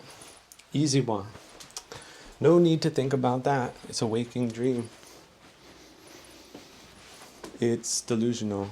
And it's not relevant. Doesn't matter. It's already taken you to the here now. So synthesize it by living neither in the past nor in the future. And without aversion or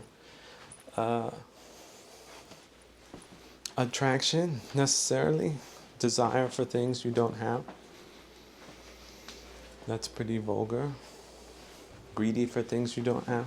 Yeah. Cut it down. Stop it. Catch yourself. Be aware. What are you thinking about? Oh, she's nice. I could have her too. Kind of thinking, friend, the path does not lead to satisfaction. That's just more trouble. You'll lose both. And maybe much more than that. Thinking like that. Some ape just crawled down from a tree. Take two things when one will do. And even one might be too much because it's the wrong place at the wrong time, perhaps with the wrong person, because people don't need to create extra problems for themselves that they don't even know where it can end. It's an open end. Just like that fire, you light the fire in the rag pile, the whole building could get set on fire. That's why there are statements, do not set any kind of fire. Do not smoke. How about that? Don't even light cigarette, no matches, no sparklers, no lighters, no nothing. It's a fire-free zone. That's what the 5 precepts is for your life. Don't burn down your life by not following the 5 precepts. That's simple. You're not a genius, you're not a professor, you're not this, you're not that. Okay. Follow the 5 precepts and then add to them if you can. Just try it out. Like training wheels. Can you do it? Yes or no? If not, why not? Never heard of a Dutanga monk, right? Or Dutanga. They exist. They make life difficult just to see what it's like in a training exercise. You can't do that. You can't playfully experiment like that. How about not eating a whole day just because? Huh? Too tough? Too busy? Too distracted by things other than the practice? Something like that can go a long way. Pushes you to the limits. No harm's done. It's playful experimentation. That's it. That easy. That free. That fun. But also, in many cases, frustrating. That's Dutanga. Yeah. Slept on the cold hard floor, no blanket, nothing. I thought it would be more uncomfortable, but it was still not comfortable. But the point was not to be comfortable all the time, especially not in training exercise. Maybe something else was in the room other than comfort, like getting over excruciatingly disappointing and painful realities that one cannot change. and yet one feels an attachment to, for one reason or another. There are legitimate attachments because we are human. Your dog of 12 years, loyal friend, dies, you feel bad. Most people do. It's stupid. Like a scientist will show up, say, hey, you're wrong. This is just a funny, bizarre animal. Doesn't deserve your respect or your friendship. And just go on and on like that, rational. But it just isn't true. You feel the same way as if a good friend has died. A companion. Someone who accompanied you on this journey of life and survived so much.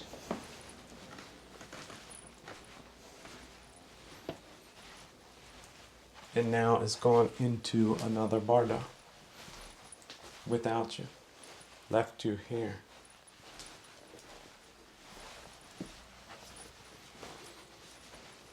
The human heart will be tested like that, on just the silliest of things like that. Now some people say, look, that's not silly at all. That's really real.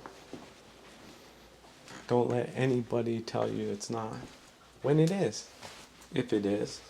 But don't overdo it. What do we get out of unnecessary suffering, finally? Yes, we are human, but to what point? What point do we choose to be superhuman instead and leave unnecessary suffering behind? A lot of times it happens, just time does it, it feeds it.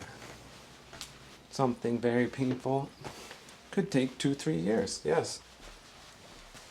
Especially for normal, unskillful, common, perhaps even ignorant non-practitioners, perhaps their entire lives, they will never get free. And the lives to come. Which is why we have hungry ghosts, the concept of it into future bardos, which, of course, you don't have to believe. Too crazy for you? Stop right there. It's an optional consideration.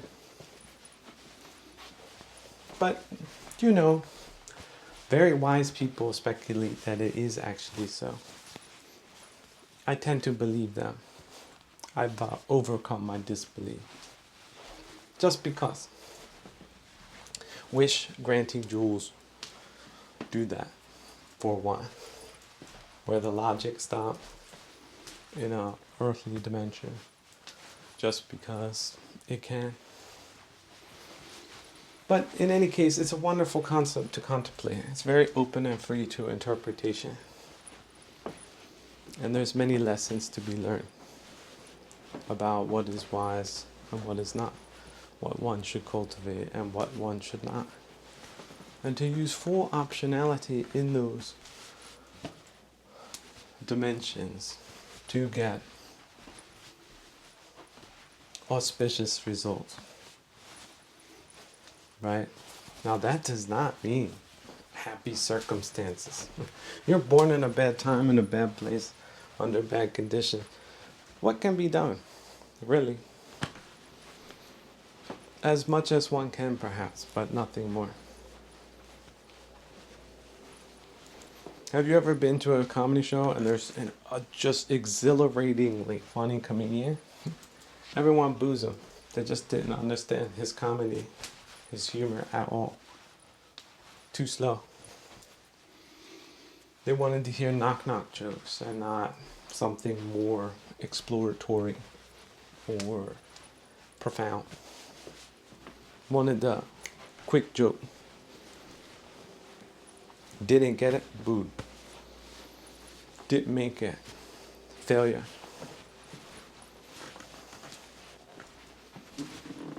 But the man was funny to people who understand humor. And so it's just like that with these colisas. But as far as deflating ego goes, yeah, for a lot of Westerners that have had overinflated egos or selves or identities, that feels like free falling in an elevator shaft. And it's not something that stops for within the time frame you would expect it to. And so it's quite disorienting and perhaps also not all that pleasant. Just like in the sparring ring, master class teachers, legendary teachers, just beating on you like a drum. Sorting through things you thought were non-negotiable, but in fact are, but don't want to admit it right away, which requires vigilant right effort again and again and again. Not easy, not pleasant, but what is required, dependent on one's own state of karma, based on past lives perhaps. You did this, it's more difficult because of that. Maybe next life, you finally get it. Maybe you only come close enough to send a donation on that link, but you haven't done yet. That's the only thing you managed to do in this lifetime. Well, that's very much. That's actually quite amazing that you would be that lucky to be able to do that. But a lot of people, they don't know how lucky they are. They don't think dana is important or precepts are important or anything I have ever said is even remotely important. In fact, the opposite of that. Quite annoying, bothersome, accusatory, distortive, what else? Prejudice, stubborn, however they could say or mischaracterize the thing, that's what they said about it. Yeah, at the crap temporary time that it was spoken, first time. That's normal. It's not good, but it's normal. That's okay. If your expectation was to be revered in this dimension, that was never going to happen anyway. But many of, Westerners have this delusional, inflated ego, and so work on it. Pop it. Let half of the whoopee cushion gas out of the concept of self, at least. Get flat on the ground. Get on your magic carpet in your 1 meter monastery and give me 56. That's how you begin your morning and end your evening. Or how about just end your day, whenever that might be. Whenever you decide that it's time for practice, you end the day's activities and you begin the practice activity. And you just increase your time doing that so you can also refine your results. And it might just be something ineffable, like your mood has improved dramatically over the course of 3 weeks. Some people will get a haircut and look good for 3 weeks. Well, you sort of do that with the practice and you feel like a new human being because you've changed into one, even though you didn't think it was possible, because you got over those things that were bothering you, that you weren't willing to put in the time to put behind you, because you didn't even realize they were bothering you because you had them suppressed, kind of thing. But now that you put in the work, which every self-caring individual deserves and is responsible for themselves, then you're really not doing any harm. Quite the contrary. You're pushing the envelope of civil society, one person at a time, starting with you. And I cannot express enough the banality or banality of the kintsugi principle, which means any little thing breaks. I picked up a stick that the ocean washed in the other day. Seemed very flexible and springy, and I was testing the springiness, and it snapped where there was a knot that had been torn, a limb, after it had been floating at sea for many days. For me, this was a significant lesson. In fact, it happened between two rooms. And so I reattached it using high-tech materials that looks fantastic while making a couple of other refinements. That is the kintsugi principle. Now it is better than before. It has even more significance.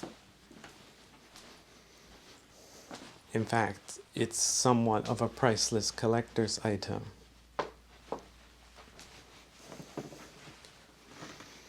And that is how you should approach every little thing of your life during the day with playful experimentation and a beginner's mind.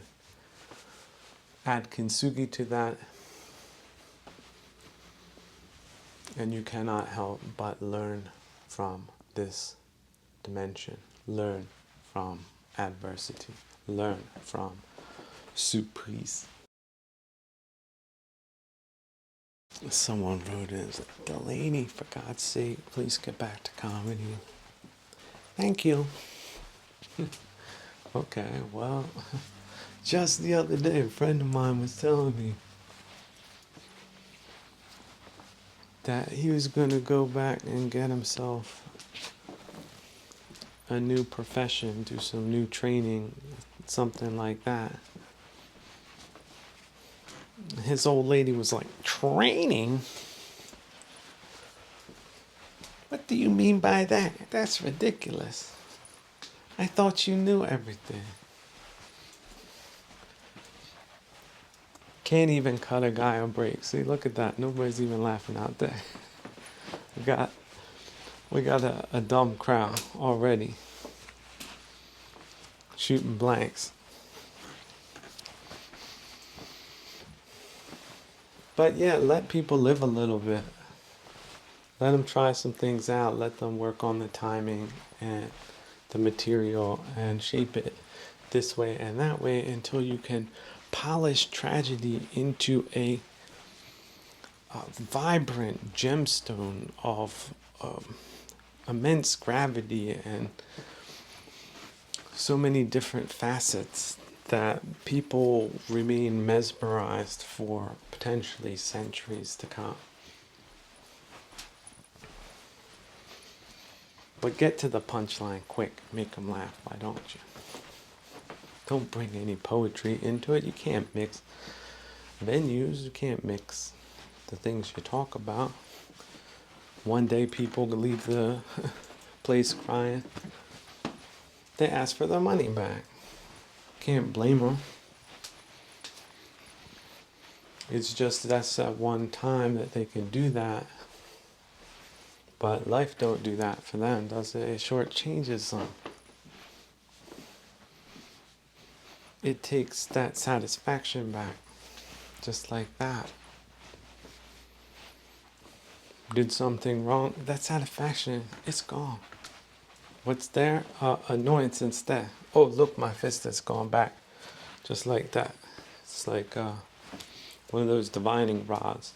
When you're close to water, get close to people, that fist just clenches like that. Gotta let it go. All people don't have to do with people. People are different, thank God. But that's also not always a pleasant thing. This person, very civil, very venerable, very conscientious, very polite. I say polite not in the normal sense, I mean the super normal sense of politeness.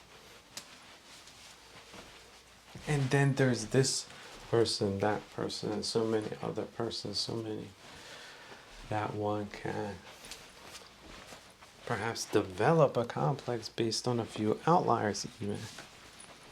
And then a combination of how you saw things, how they saw things, and then all of a sudden delusion steps in, blast from the past style, because the past is a delusion. It has to be. How good is your memory? What did you do last Tuesday? You don't know, but this past occurrence comes back to you with vivid detail again and again. That's a delusion. It's just a good one. It has you convinced that it is important. Perhaps it is. You should meet it with right effort, which might mean taking an austere position for some time with some weights or body weights or bows or any other thing of that nature. Mudras, mandalas, you name it. Different things at different times that are considered to be anything but self-harming or self-disregarding. But it is self-disregarding in a conscientious and skillful way. Conscientious, right? Detailed, thorough. This was just a big idea. It didn't work out. It was not you, it was not yours. It was changing forms and conditions, and it was a desire, a want. Me have that. Not happen, dissatisfied, just that simple. Just fill in the variables. Your variables aren't different. Well, they are different, but they're just variables with certain amounts of intensity. Was it really intense? One of those factors? The desire was intense, right? The delusion was intense. What part of the variables was extreme for you? So extreme that you never thought in a million years that you could get beyond it or drop it and transform. But you did that eventually. Just one time with one thing didn't matter too much, but then you applied that principle to cosmic forces, including past and future lives, like that. Just like you would shave a stick. This little part, you're going to saw that off, and then you're going to smooth this part, and so on and so forth, and then it's finally the thing takes shape in a way that is congruent with a skillful outcome.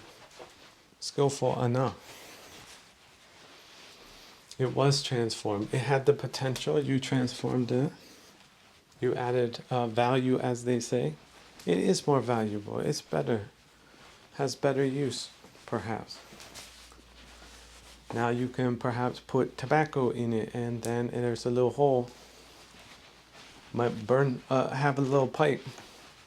Take 5-10 minutes now and then with some choice tobacco that of your preference, or perhaps what is available, just like that. But that's you, that you decided to do that. But if you're not doing that, you might do something else. It might be your fishing that you experiment with, like using a bow and arrow to fish. Quite strange, but it is done. It's a specialized practice. It has nothing to do with anything but skill. It's more difficult. It's Dutanga, but it can teach a lot. And maybe you end up doing something else with it, because at some point, if you take up the practice, you have different levels of the precepts and different interpretations of it. But you see, now I'm getting away from my comedy routine.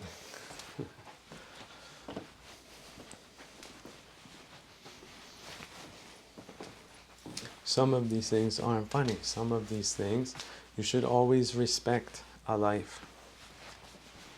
Especially if you gain some type of sustenance from it and you yourself were responsible for ending it, and realize it's mixed karma, no matter what. It's something you should ponder, not be so quick. Oh, okay, just got some food for the bucket. It's a little different. When the food's already dead, it's a little different. Someone else do it, that's a little different. But still, it is not just for sport. For example, for eating, it's permissible under certain austere conditions. But not necessarily recommended.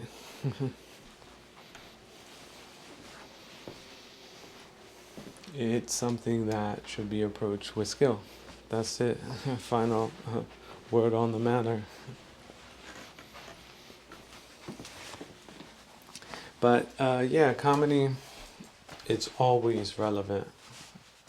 And especially when times get hard, when people start hating and scrapping on each other, hey, that comedy, that's worth more than gold, isn't it? But it's something we need to find in ourselves. So I feel it's something that is neglected as a practice, but it's something that we should never forget, because playful experimentation does include it like a module. I keep coming back to attachments as the conduit for suffering. See, we often imagine ourselves attached to something greater than ourselves, like concepts like, well, I was born in this city, so this is my city. I have a right to determine how it develops, and if it develops into a nightmare during the time you're there, essentially some kind of genocidal experiment with massive amounts of gaslighting, you could suffer because of that. But if you think of a city, could have been any city. There's countless numbers of cities in the world. In fact, you could probably have a computer try to give you an accurate breakdown.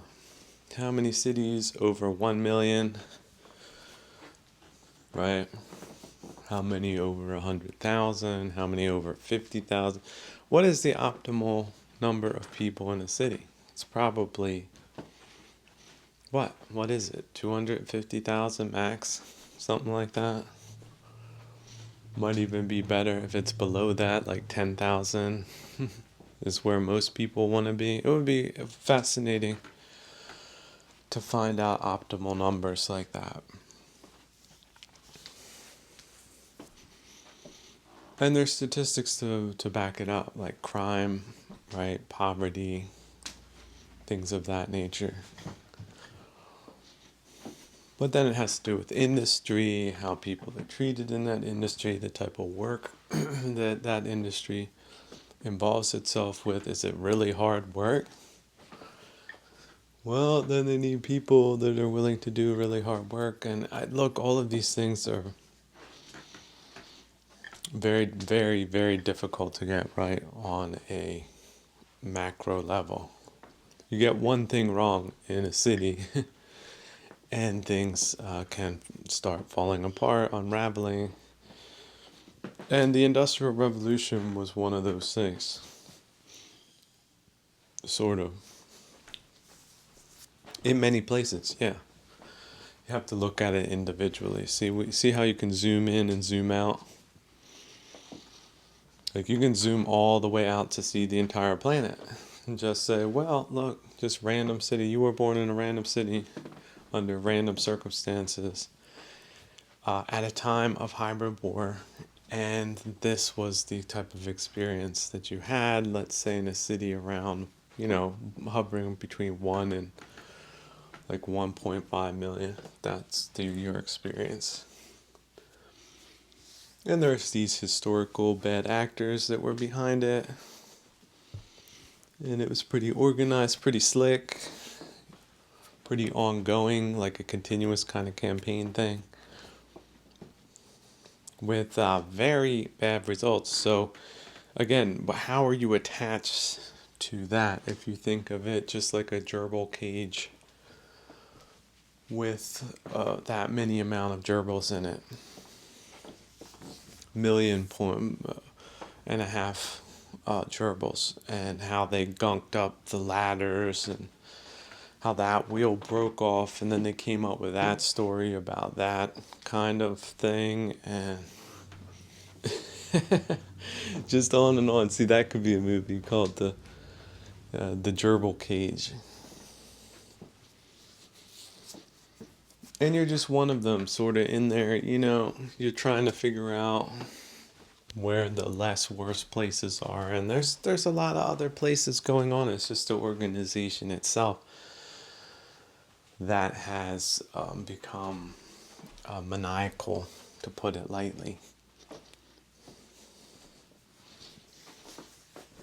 And so, yeah, there's like, well, I guess you could say, what is it then? Then you still have your life. You just have that social component that's just a constant negative. But, of course, humans are social creatures, so you have to develop some pretty good skills to keep yourself distinct from massively negative occurrences and tendencies that aren't being handled properly, because that's part of their tactic, sort of the overall strategy. Less things are repaired, the better for the other side. More things get broken, better for them. The more incompetent people in position, woohoo! Do a little dance, do a little Christmas party. Or probably not that. I don't know. What do they celebrate? Satanism Day or something like that. Some satanic or weirdo celebration. They get up. Yes, how many people have we put in positions to mess things up? 100. Woohoo! Up 20% from last year.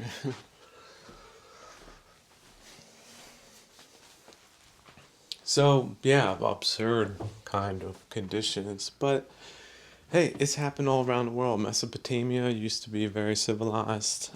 North Africa was very civilized. France was very civilized at one point. Germany.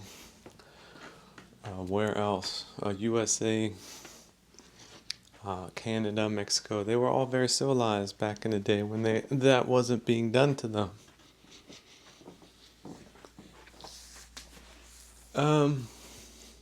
But yeah, so social context can be very disheartening.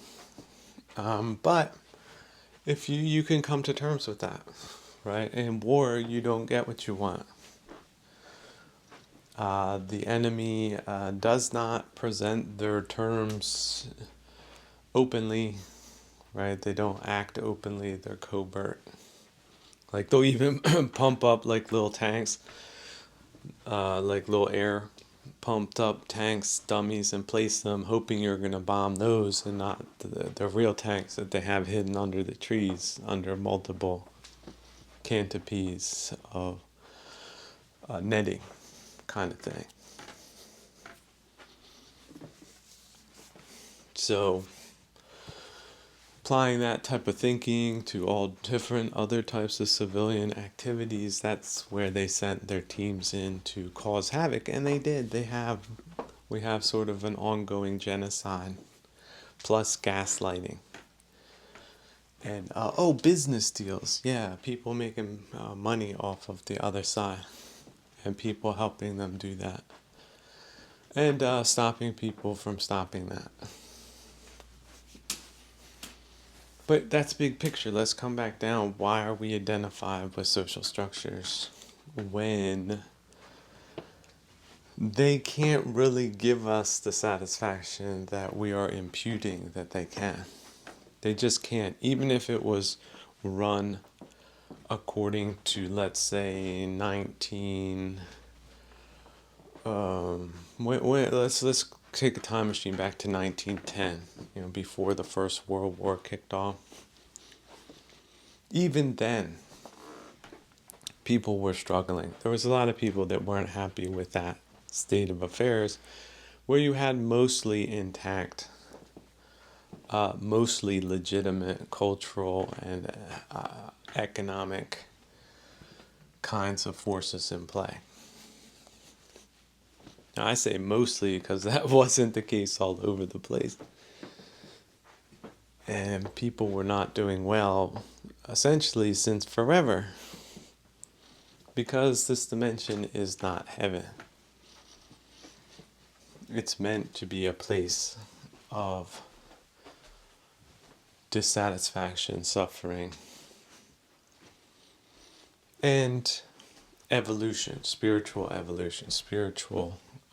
catalysts for transformation. Depending on how you master these kinds of hardships that you are faced with, or not, like succumbing to them, like the horrors of war, when you're not directly in the war. Right? The war's over. Well, it's not at this time, but I'm just using the physical war analogy, not necessarily the psychological continuous campaign kind of war, because people like to have wars and then end them, but warlike parties don't do that, do they? They're on perma-war mode. But let's say in a traditional sense, like in the 18th century when they had a war, then they stopped having a war, at least the military side of the war. People could then switch back to not being in the war, but oftentimes psychologically they were still in the war. But why were they doing that? Well, because they weren't able to skillfully detach from the past, right? And those pasts might have had a karmic or causal carryover into their present day, not just on a psychological level, but physically they might be missing a foot because a cannonball bounced over the landscape and took it off. And so when the weather wasn't perfect, they would have aches and pains, and then it was really hard not to think about that time, because now there's physical karma connected with the psychological trauma that is triggering the person to live in the past. It seems so real because it sort of is on some level. But then again, it isn't. Objectively, it's not. Granddad, stop. Put the gun down. It's me. I forgot my key. Don't shoot. Right? It's that type of old story.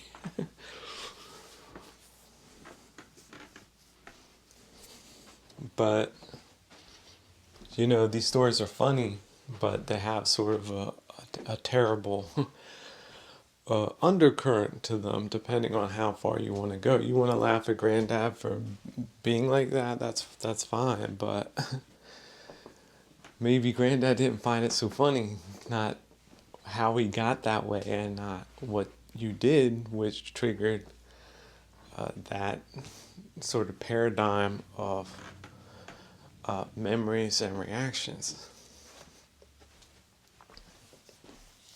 Because people don't want to be in a state of war. It's not nice. It's not a vacation.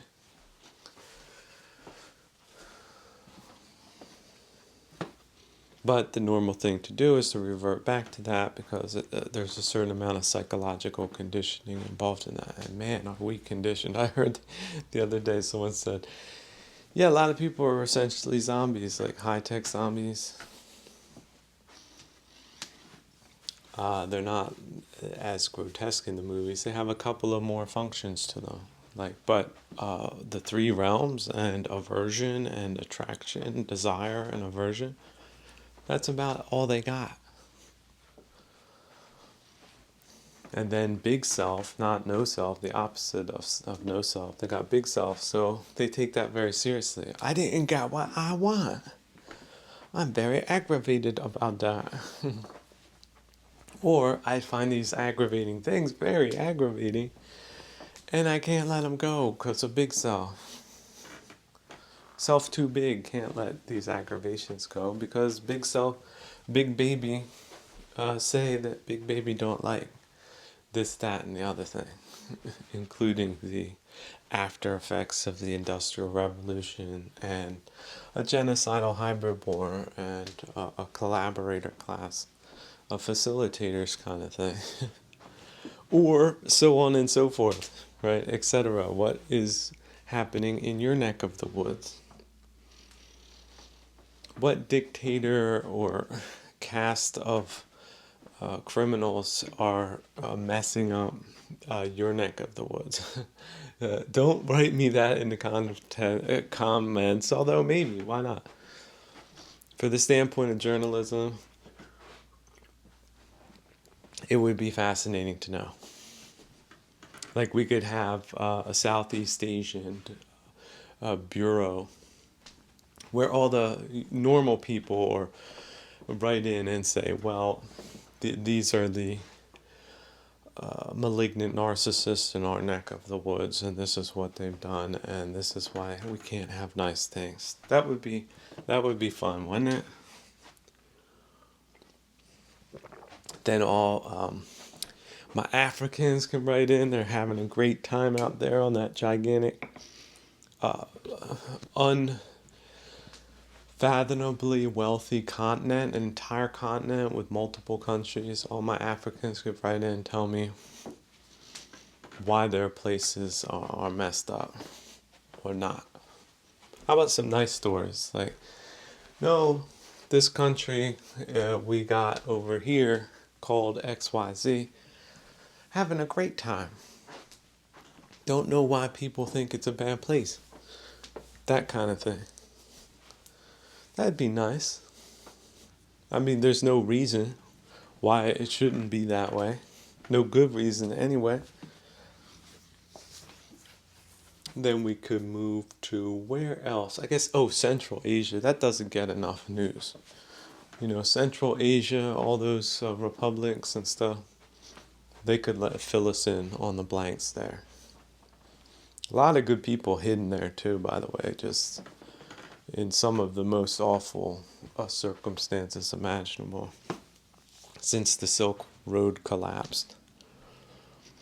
But shout out to all those people out there that think that I just complain about luxury problems.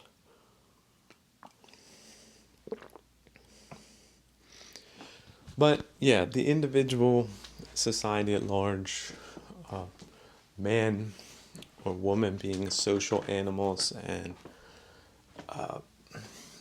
the kinds of pathological or pathogens and contagions that can take place that cause so much destruction are pretty fascinating. As long as you're not living in the maelstrom of it. As long as you can reduce your exposure to it, like radiation, right? Got one of them space suits on with the tin foil on the outside. Those big old helmets. You're walking around like that through contaminated zones. Social, political, economic kinds of spaces. Doo-doo, doo-doo, doo-doo. Big boots like, hello, Earthlings. Earthlings, make way. Or zombies, high-tech zombies, big self zombies. Scatter. We're coming through. Yeah, there's also the old adage that bad money drives out the good money, kind of thing. Same type of phenomena. Once badness reaches a tipping point, then it's a route on goodness. And it gets routed out and then what else does it do? Like, what are these people? It's like, bacteria. What do you do once a place has become defunct?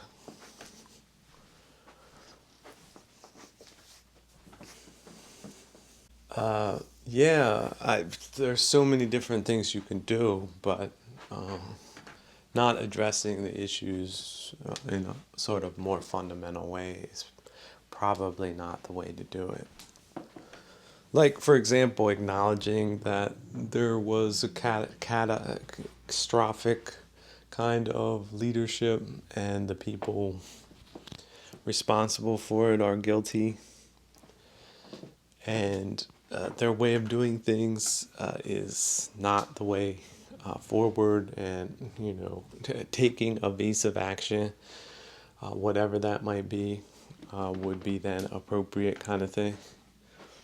It's happened before, so that can happen too.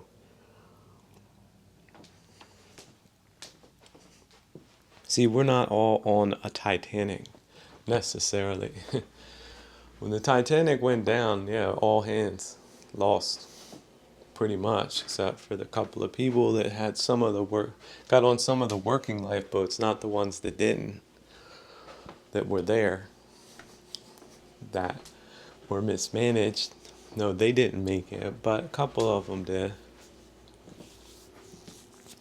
And then it's just on a different form of suffering through life. Now that you survive that catastrophe, it's on to potential other catastrophes. Is that not the way life works?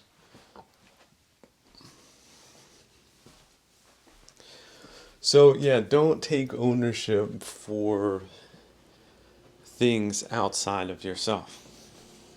That is a mental exercise and causes suffering. You take ownership of a little patch of dirt, you plant flowers there, you nurture it, you cultivate it, and some buffoon comes in the middle of the night and stamps on all of your flowers. Well, that's just changing forms and conditions.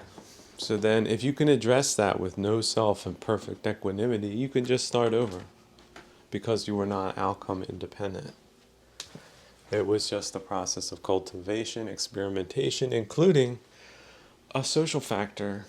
And perhaps it was just one madman or woman that escaped from some place and did it, or maybe it was a kid. Who knows? Changing forms and conditions, you don't have to get into that side of life. You can stay with cultivation. Okay, I thought I just needed the pruning shears today, but I need my shovel and I need some new plants. But oh, wait a second, maybe I can save this one if I prune it back. And there you go. New starting point. It's part of the creative process. If it wasn't a person, imagine there was a storm and then a tree fell over and crushed it. Are you going to be mad at the tree, or are you just going to deal with it? Now you need a chainsaw, or you have to wait until the people with the chainsaw come, and then it's starting over in a different way with no hate and no blame. See? Blame. People want to blame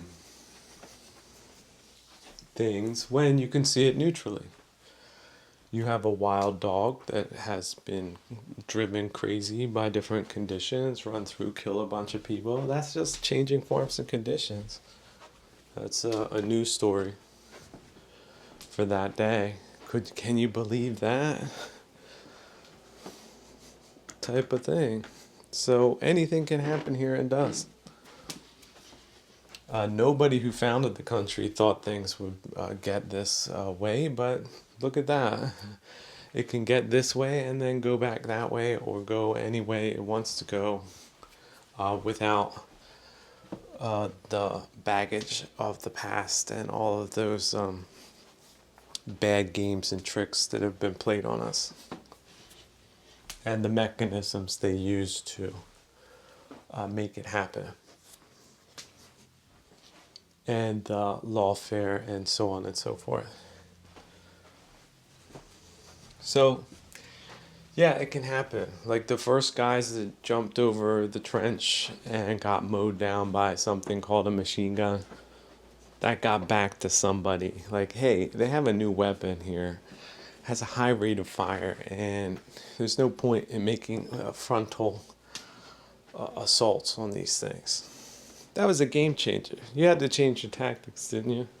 Or just die in a very stupid way. So they developed new weapons. They had a horrible, horrifying war crime level effect on Western civilization in many different zones and places. But that's not the end of the story, is it? It's just a time of clarification and reorganization. I think that's the way to put it. It's just very neutral. No need to shout about the machine gun operators. They were given a job and placed and supplied by the other side. You want to have a conversation with them, it's probably very dull. You capture a couple of them. So, what got into your head? Why did you think that was a good idea? You gonna have that conversation with them? Imagine there's like a light bulb spinning, like swinging on the ceiling. Concrete room. You're gonna have a conversation with one of those dullards. What's he gonna say?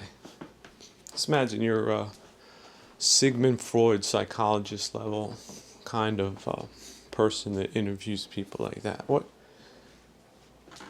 He's gonna be like, no, I just, they told me to do it. I got a paycheck. I gotta do this and that. It's just when people popped up, I pulled the trigger. That's it.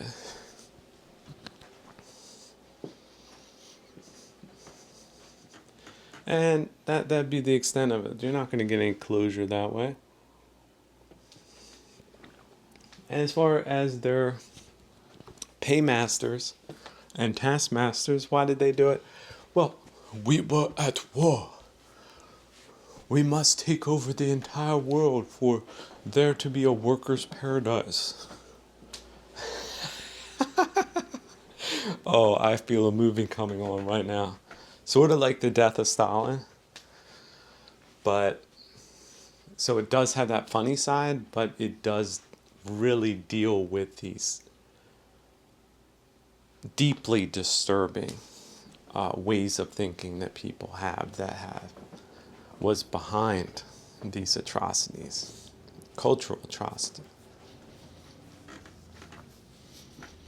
Yeah, and then it just goes up the chain. And then, yeah, it's a big round table of goobers. You could fry an egg on their head type of goobers. Gonna take over the entire world. That's what they think. What do they care? Right? They got multiple villas and mansions and helipads and whatever. They don't care. It's like, what are they doing with the adults that they preside over? What? They're not throwing them into one meat grinder or another. Where's the return on their money? That's sort of where they're at mentally. So just a callous disregard for anything outside of their whoopee cushioned, farted out, malignant narcissist kind of thinking that they have. So special they are. That they want the world to be double plus special, more special by having their influence everywhere. That doesn't need it, doesn't want it,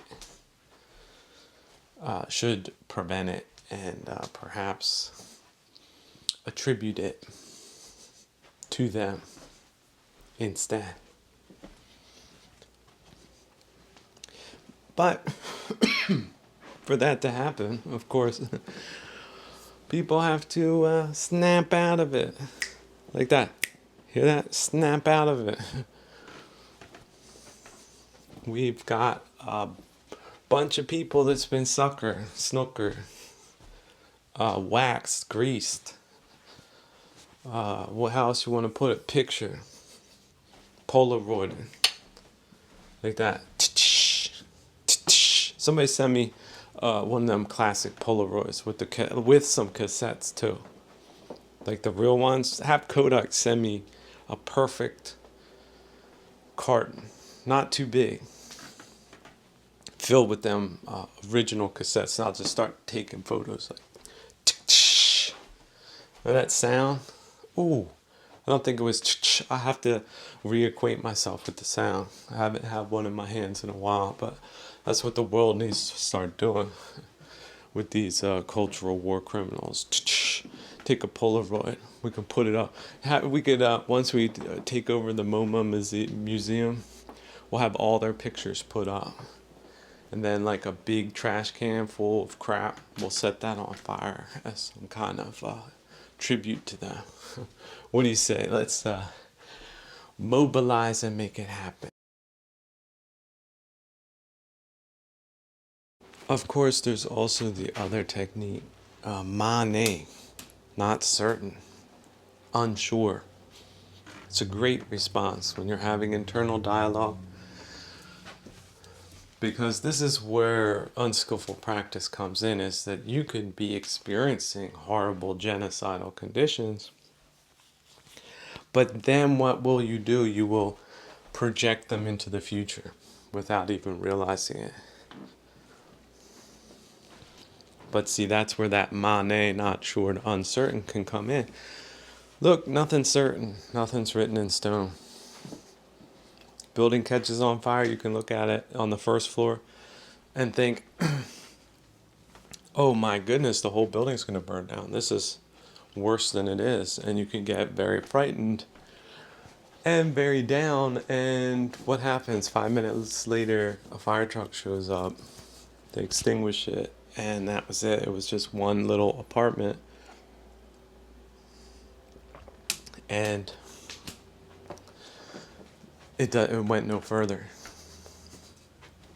Or, yeah, your toe looks gangrenous and you start thinking you're going to die because you're just thinking how it will progress. But you go to a doctor, a surgeon comes in, you get an appointment. You go in the next Monday and they cut it off, and you have like a week or two of recovery, and that was just a bad chapter in your journey through this realm. But until that happy ending happened, it was sort of up in the air. You could have increased your suffering well beyond what it turned out to be. So, what is certain? Nothing is certain. Tomorrow, like I said, that those tough Samson-like titans that pull the columns down on their own heads, you'll be looking in your binoculars, like far off. Whoa, what's that dust cloud over there? Huh. And then you might never ever figure out the story, what happened. Like all the people that died there, like just nobody even digs them out of the rubble. Kind of thing. So were they doing bad things? You didn't even know about it. You didn't even know the half of it. And they went away of their own accord. And yeah, okay, the idiots in their direct vicinity, they got wasted, but that was it. And this is a big planet, and it's a big world, and there's a lot of bad people attempting bad things, and we know that doing bad things, being a bad person, leads to bad results in this world and the next. Like a lot of people say, well, I get rich by doing this. Well, getting rich isn't necessarily a good result if you're doing bad things, is it? Not really, if you think about it long term. You're causing yourself more problems. By getting rich, your psychology changes, doesn't it? And then you start doing other bad things and start believing other kinds of fairy tales and things of that nature. And so delusion gets you, which is invisible. And so on and so forth. We know why it's bad karma, at least practitioners do. They don't. Why is that? Well, they got the impenetrability of ignorance surrounding them. Very common, very normal, very unskillful, very bad karma. If you get rich the right way, it's a good thing. If you don't, it's a bad thing. But of course, getting rich means being able to engage in dana. And that's also more work, because you have to figure out what is a good way of getting rid of the excess. Just like if you're a woodworking shop, you're creating miraculous pieces of furniture that people love, but you're also producing big piles of sawdust that you need to give away. Or, of course, you can burn it. There are operations to do that. But they also might have offcuts or something. So it's about, you could look at increasing wealth to excess as a form of waste that needs to be responsibly redistributed or invested in places and people that perhaps don't give you a return directly, but might be karmically good for society as a whole, according to that principle that when all living creatures are doing well, which we wish them, or as many as possible, at least the good creatures that the world can use more of, not the ones that they could use less of, then the world will become a better place. Automatically, karmically. See? Like that.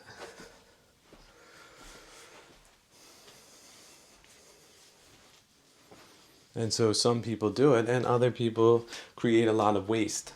And they silo it and bunker it and don't distribute it. And then they have a negative effect on the wealth in their areas of operation. And also, psychologically, they're anal retentive, to use a vulgar term, creative for vulgar people. Constipating. They took all the food in, they smashed it in their mouth. Like, imagine them like a big plate of lasagna, just smashing it in their mouth all day and being constipated on top of that. That's essentially what malignant narcissists are and their economic policies. But as far as society goes, realize it's the people that you deal with on a level of visceral immediacy that are real. Everything outside of that, it has the potential of being delusional. You might not be in a hostile environment, but you might think it based on certain false flags or false positives. Those noises, crack, crack, crack, crack. No, that was not hypersonic munitions flying over your head like you thought. Just a kid, he had some firecrackers. He decided to test out, because as a kid, can you remember how cool that was to get some firecrackers and set them off? How fun that was? That's where his mind was, not where your mind was. But you felt that to be true. You believed your ears. But your mind played a trick on you. More mind played a trick on you. A practical joke. And so you can have had terrible, horrible experiences with terrible, horrible people, but that has nothing necessarily to do with the people in your direct immediacy. In fact, if they had nothing to do with that, then you shouldn't assume that they do. But we can see how easier said than done in cases where people have been conditioned over time, being in situations where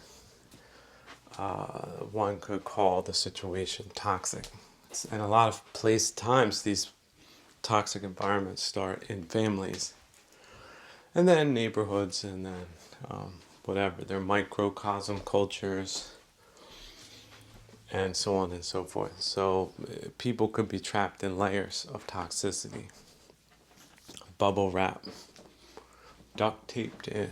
And so the chances of penetrating through that, cutting through that with the sword of Dhamma, they can't even get the sword out of the holster because they're all wrapped up in duct tape.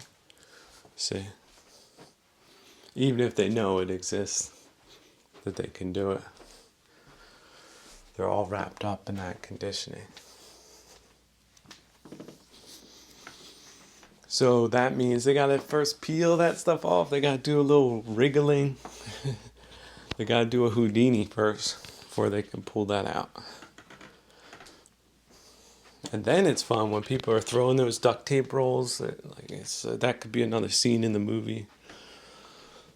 The gerbil cage, they're throwing duct tape. There's some type of new type of duct tape roll. You can throw it like in Tron, and it goes and it swirls around type thing.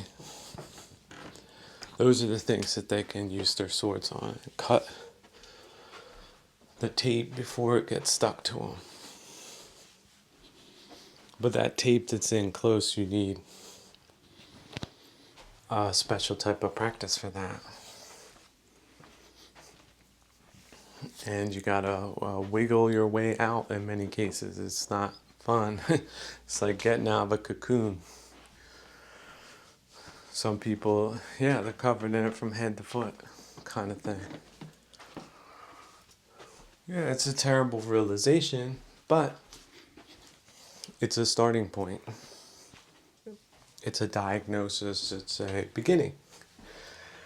Okay, I have understood the totality of the problem, and it seems unnecessarily terrible, but there are people in worse positions, like being bombarded daily and being that are totally ignorant that they're in that, nor do they know any of the procedures or skills to get out of that kind of thing. So come back to gratitude even in the worst moments. And if you start projecting bad things into the future or making them bigger than they are, you are exaggerating them. And then there's that connection to self. It's some type of ego inflation connected with exaggeration. Let that mane come in and just clear that out. Like it turns all the duct tape to cobwebs.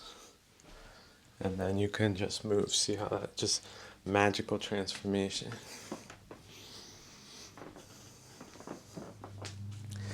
But just as it can turn into cobwebs with that word, not sure, uncertain,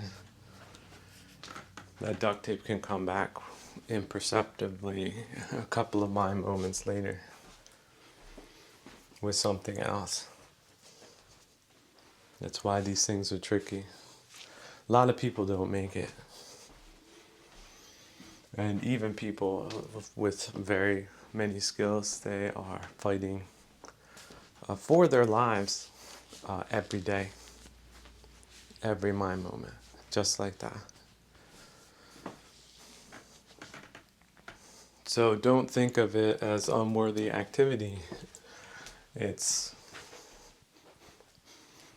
a very noble cause, is it not? I was re-listening to one of my lectures, and I think I've already mentioned it, but it bears repeating, that flippant response that person should get over themselves. Sometimes you might have heard that in conversations.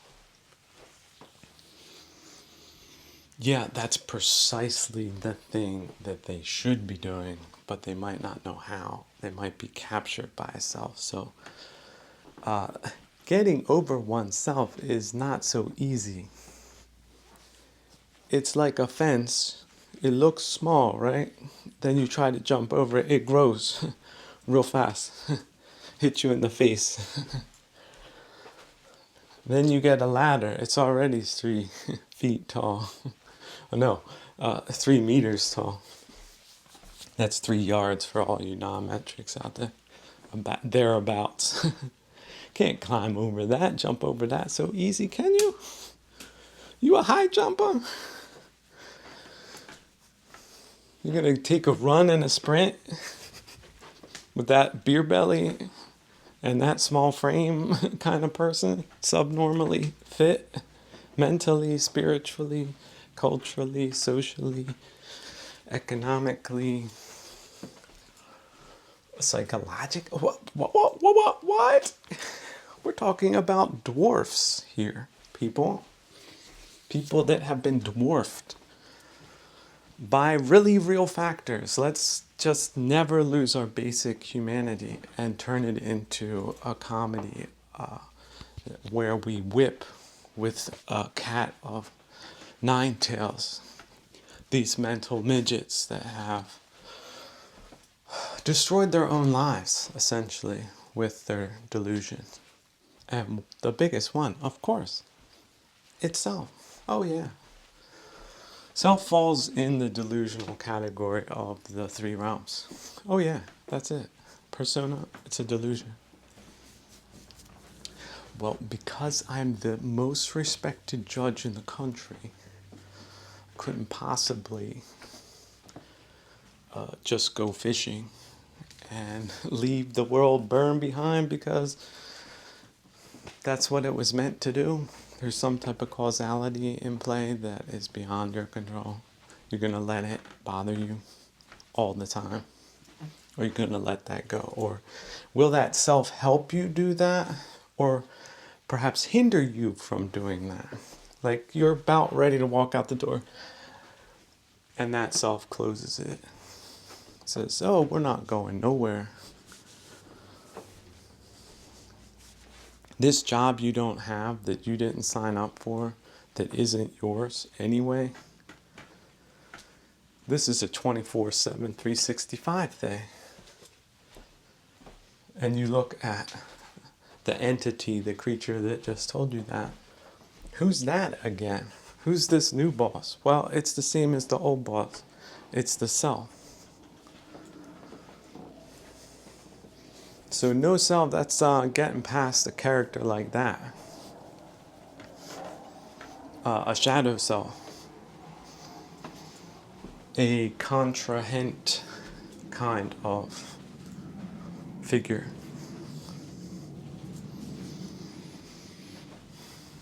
Now you can sit down. Now me, I'm on the level, like I'll sit down. For me, this is just a client at this point. So I sit down at the desk, like in those old private detective films from the 30s. I pull out my polished cigar case that has oriental markings on it. Put it on top of the desk and pop it open. And in that case are some of the finest cigars ever produced. Tobacco, cover leaves, the rolling, the humidity, the region, the season, all of those things are beyond question as good as they are can get at that time. Good as available at that time. And the lighter is, it's got like those 3 butane jets, and it's filled, just waiting for the opportunity to come into dialogue with what some people might consider a diabolical figure, someone that is not on board with satisfaction. For reasons, right? And these reasons, we just have to get to the bottom of it, are delusional, but there has to be a form of communication, a bridge created between the parties on favorable terms to come to that mutually agreed upon perspective. And perhaps redesigning the nature of the relationship to be one where you tell the shadow what to do. Not it does what it wants and you deal with that as a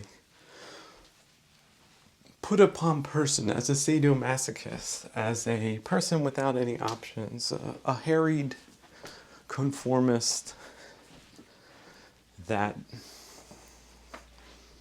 must do these things because he told himself that. Let's get back to that judge who's ready to call it a day. See, a lot of people would say, well, that he's not working, he's not putting in the 12 hours. But on this day, it was a 16-hour day. So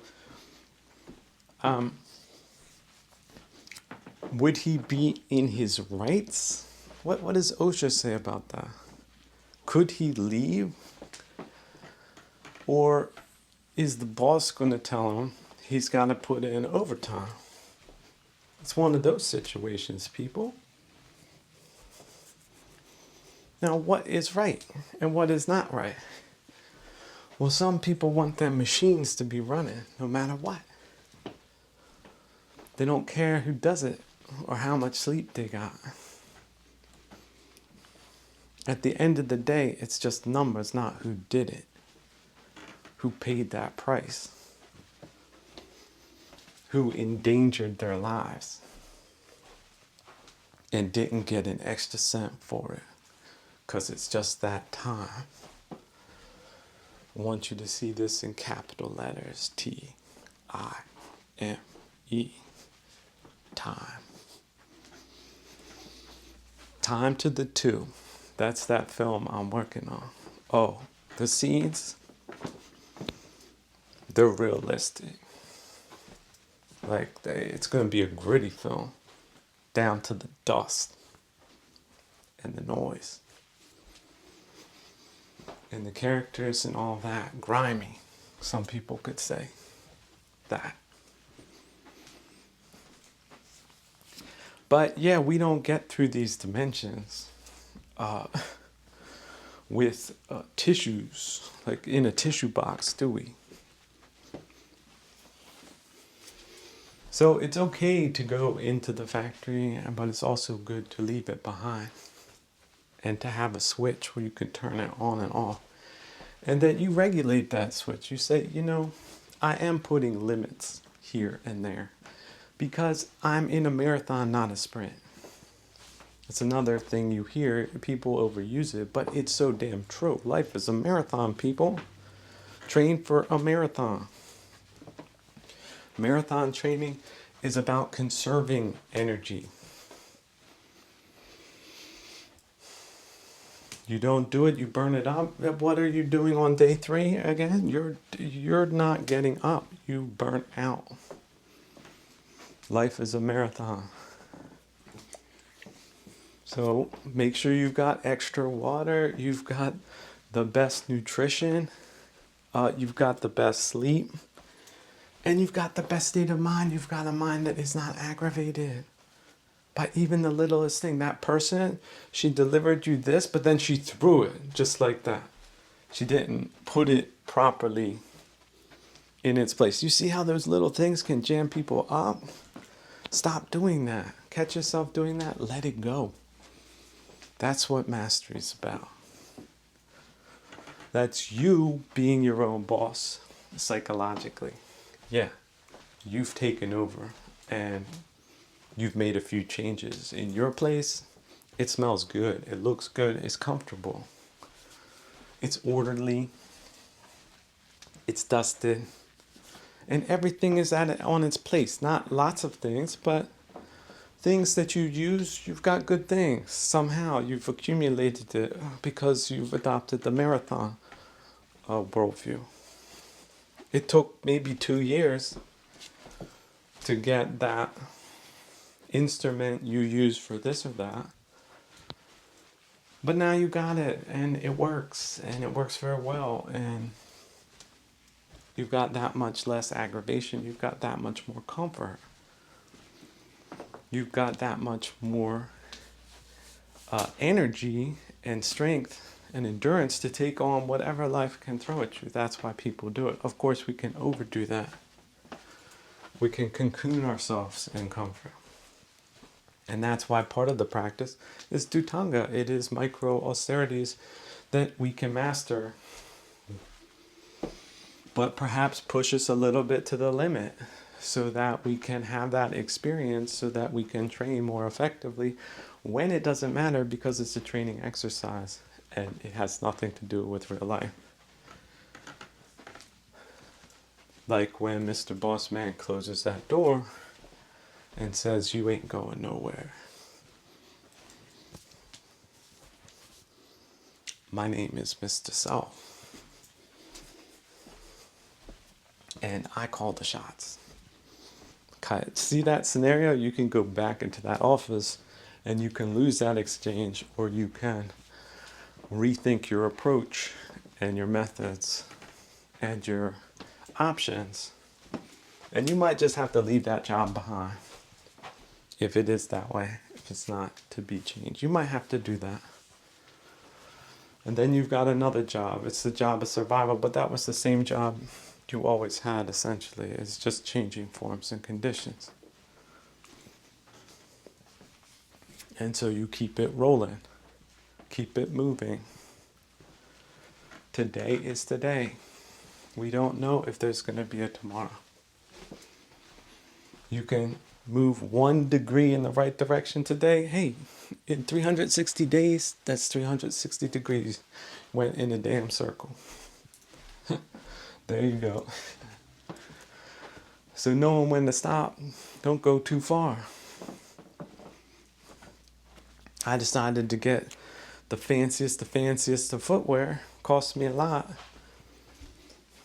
But I found out bare feet was better.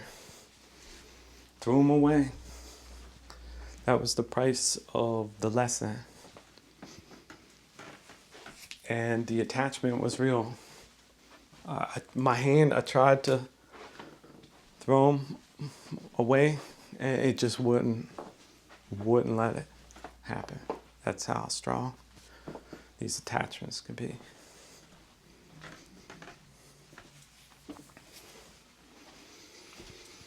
So it's one of those processes over and over again.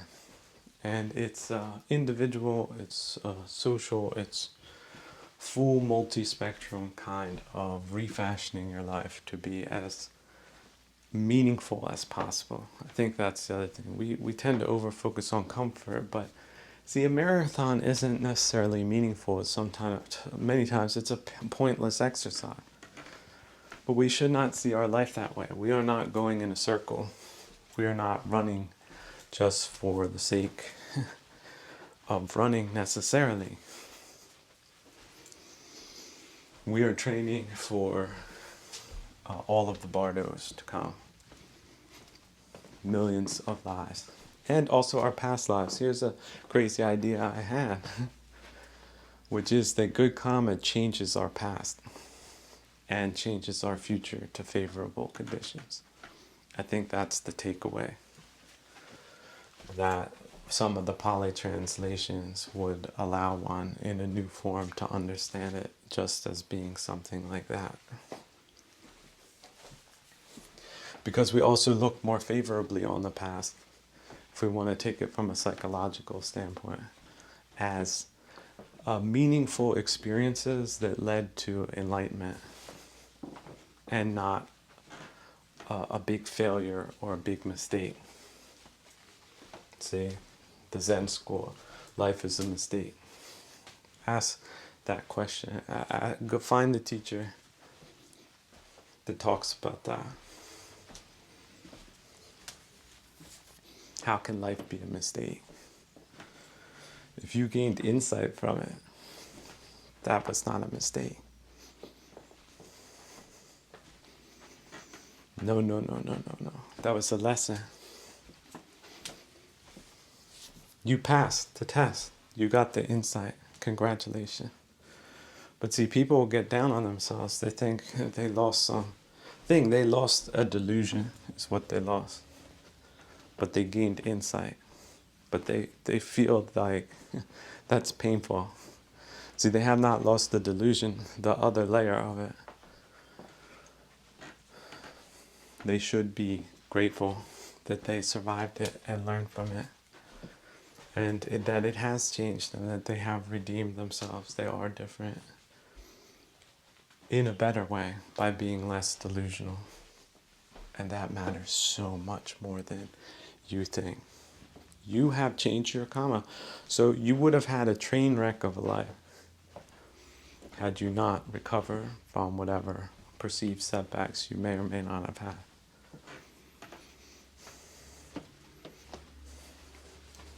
And your future lives are looking bright. Whether you'll be reborn or not might even be questionable. You might have finally passed the test with 100%, which is what is needed to be free. And this is another reason why people do like athletes on some basic level, because, yeah, they're not playing around. There's no gray zone in their mind. They are out to do the thing they set out to do in the best, most competent way possible. It's just some make better preparations and adaptations along the way, and also some have more favorable karmic conditions, fateful conditions, causal conditions. But some might have developed a better technique along the way. And that's why their experience isn't just a grind, and it isn't just meaningless, it's meaningful, and it's also insightful, if not entirely free of suffering. In fact, having taken on all of the suffering, not just of one's life, but past lives. And how about this? Wider frames of suffering. To experience a level of suffering that primitive man most likely was not prone to have experienced, because that would have been impossible. But today we can experience a level of suffering internationally that is immediate and significant and repetitive and foolish.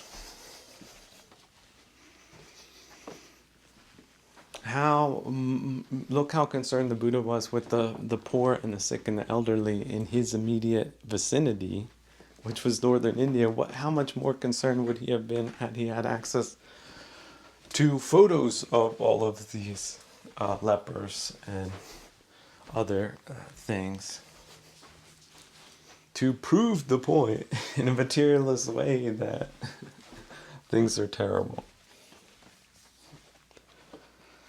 So sensitive souls, it's very understandable that they could have been misdirected into larger, wider frames. Whereas now the whole insight is in the practice of reducing your mental footprint to things that actually do matter or are immediate, and not so-called global issues necessarily. To do what one can with where one can. And perhaps have a couple of friends that might have, let's say, been involved with certain things, but other than that, you have to keep coming back to the realization that a lot of problems aren't your problems. And the problem of existence is a universal problem, and these types of problems are really the highest problems, and not who shot who in a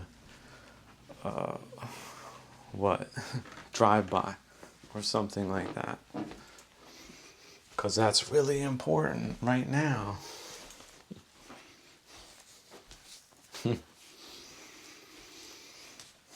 So yeah, but shadow integration. So look, it's not over. You might have, like I said, if it is yourself, the state yourself is in right now, that's the way things are. That's just the way you can deal with these things. But the shadow only has an advantage if it is operating unbeknownst to the management. But once management becomes aware and it does read up on how shadows work, it's not all that mysterious.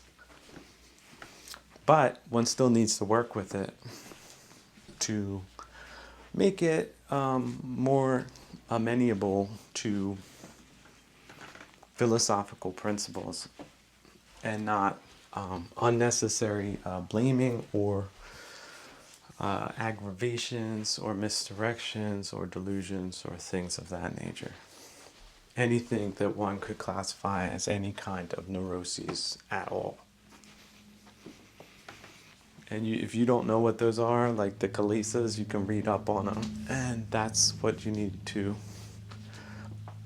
put in the OSHA part of your psychology. Yeah, all of those things are toxic substances and not permitted in the workplace. That's it. Paragraph K, subsection. No, it's I guess paragraph K, but let's say number 20 or 200, 201 or 2001, right? Space Odyssey. And those are the things, they've been classified as psychological poisons, and if they pop up, use these countervenom methods, including no self, to get past them for your own good and the good of everyone else. Because that's what good people do. They don't work in toxic environments. They don't do that to their mental health. These are mental health aggregators or aggravators, irritants. Like silica, you don't want no silica in your workplace. You don't want no lung cancer, do you? So if you're working in that space, you need to have the proper equipment. Like, for example, too noisy of an environment, too hostile of an environment, too toxic of an environment. We have this in the workplace. Why don't we have it in the home or socially? Can apply those good principles all around. But, oh no, that doesn't exist. Normal life is normal. Well, what is normal? We've been overturned into toxicity. So the management is fudging on the cultural OSHA. They fudged it. Said, no, fire protection is too expensive. Those doors, they're blocked because we needed to put something there temporarily, and that turned out to be, 3 months ago. It's still there, and Oh my goodness, the whole building burnt down and the people were burnt alive. They were throwing themselves out of the windows because the fire safety exits were blocked. It's all been taped. They're asking questions. Where's the management? Poof! On to a new venture, too big to fail. That's the cultural management we got, according to OSHA. But yeah, think of it as the individual practice. Okay, I like to use these metaphors just to elucidate a point, to be able to visualize things better. But don't tolerate that. Have a little bit of self-respect, right? Or not, see, self-respect's probably the wrong word in this case, but have a little bit more dignity, or a little bit more concern for your dignity as a living creature. That is immensely more valuable than any kind of management would place on your head or pay you for. But if you find meaning in what you do, that is yours, no matter what they pay you. You see how we flip it like that? Me, I have worked for free, essentially, my entire life. Free. Or at my own expense. Just to show my appreciation for all of the noblest of members of the human race. For free, at my own cost. For me, every penny, I don't regret one penny. Not one. Because Dana is a gift. You have it, it gives you back so much more. You're rich. You're wealthy. You're the elite of what is good. They're a leather bag. You are the designer bag with the spec materials, and there was no timeline on when to finish the piece. Kind of artisan, crafted thing that is priceless, and yet it just is very simple for you. You don't flash it. It's for you, your use. You know the value, the internal value of that. You know. It's there. It's every moment. It's real. It's like the breath. It's infused with it. That exuberance, that vitality that comes back again and again with awareness, with sati.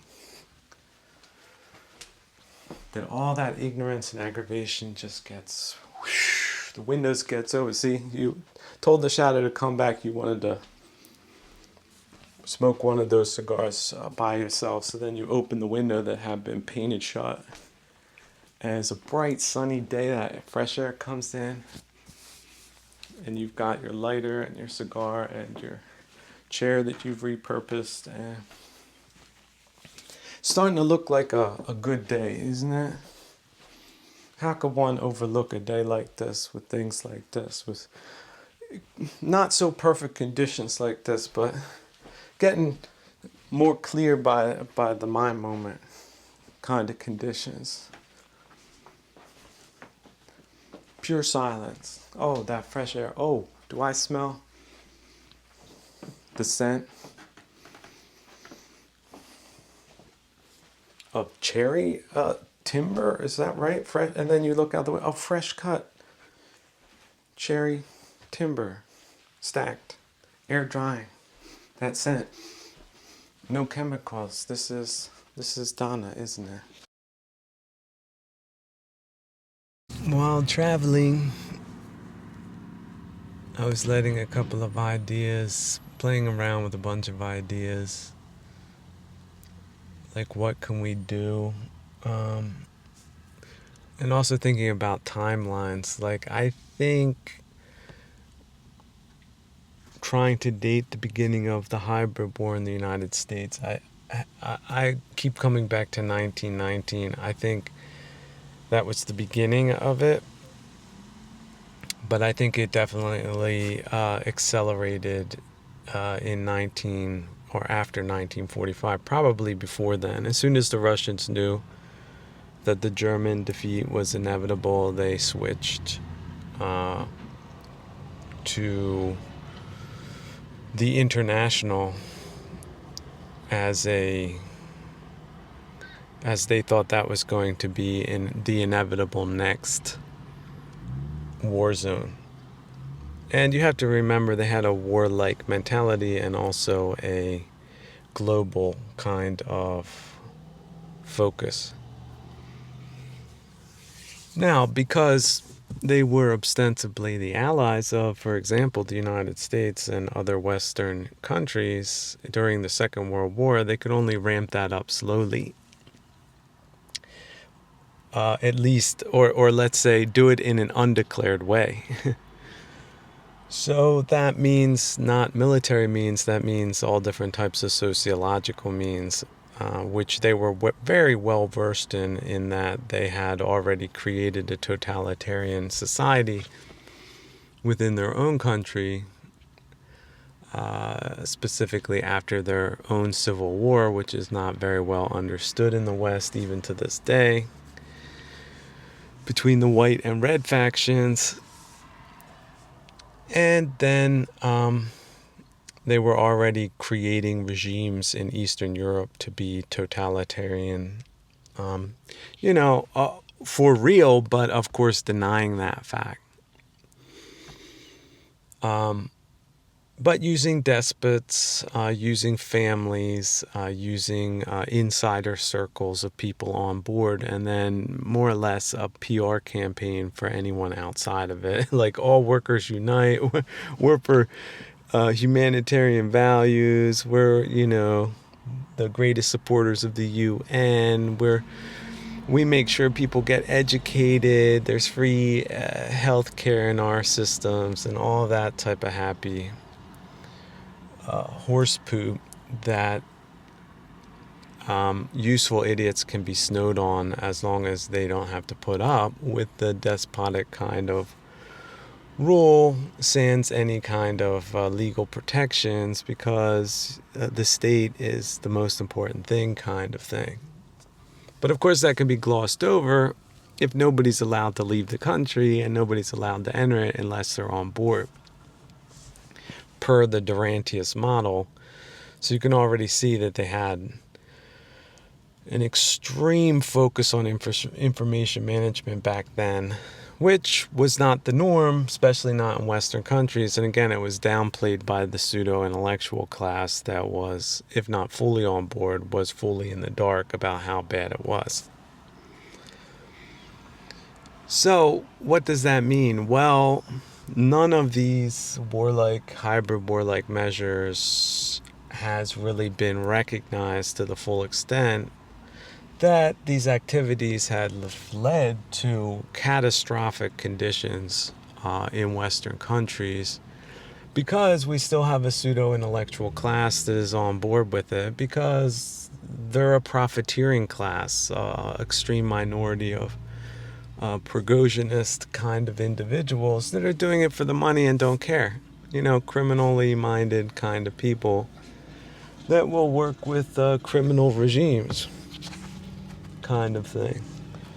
So once you understand that, then you can sort of understand what was allowed to happen. And now we have, let's say, situations where the entire original culture has been subverted and replaced with some kind of non-compatible populations that are a detriment to the country, and were meant to be that, but their political operators have siphoned and continue to siphon tax revenue to them to further injure the countries that they are attacking via these hybrid methods and means and operators. So that takes some getting used to. That takes some extracurricular kind of outside of the box, perspectionist, big picture kind of perspectives that you usually don't get on captured news networks or captured universities, because those are places that they target in a hybrid war to keep the disinformation campaign going, because there's no, let's say, real voices of the real people that they're really destroying and have destroyed, because that would sort of get in the way of the thing they were trying to do in the first place, which was to destroy the place using humanitarian pretenses. So what do we do now that that's happened, and it's really happened beyond any reasonable doubt, except for political idiots that have a vested interest in lying about it to this day, just like they had a vested interest about lying about it when it was rolled out in the first place. So I think, given the catastrophic exterminationist conditions on the ground, that you can start making scientific analysis and then connecting the operators with the deeds. And I would suggest that sociological, psychological, political, or propagandistic actors, that there should be no statutes of limitations on their crimes, or you might have to extend it to their families as well, because it's usually a family affair how they operate or operated.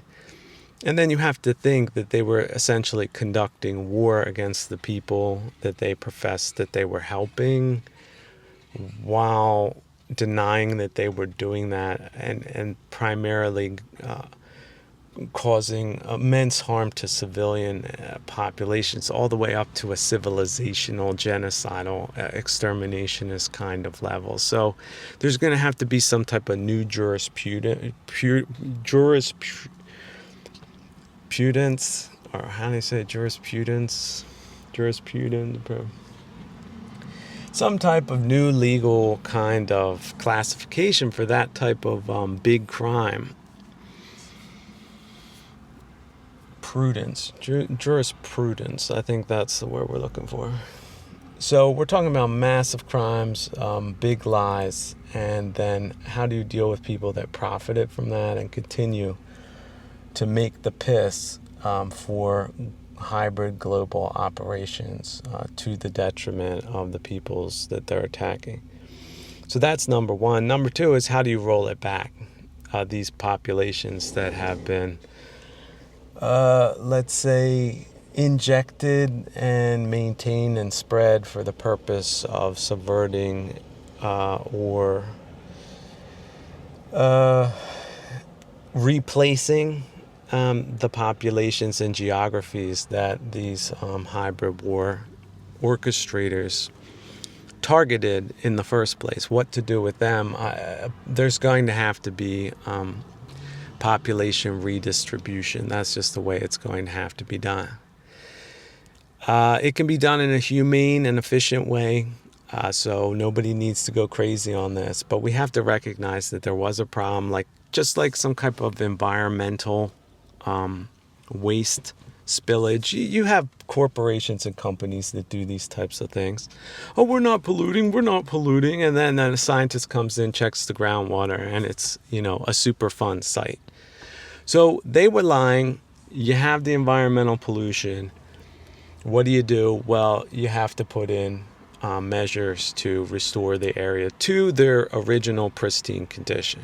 And culturally, that looks like, putting in people that are congruent with the culture before it was attacked via hybrid operators, which is possible if you can depoliticize that process, which is exactly what you should do. But it's exactly what they don't want to happen, because they'll politicize that, because they don't want it to revert back to the good kind of culture that was there in the first place, because that would be against what they set out to do in the first place, isn't it? So you're going to have to expect some pushback from those people. But if we can get the legal precedent in place that recognizes these people and how they operate, and also give them a charge, and also keep the no statutes of limitations in there, then I think many of them won't be as bold as they were in the 60s, for example, when that didn't happen, when it should have happened,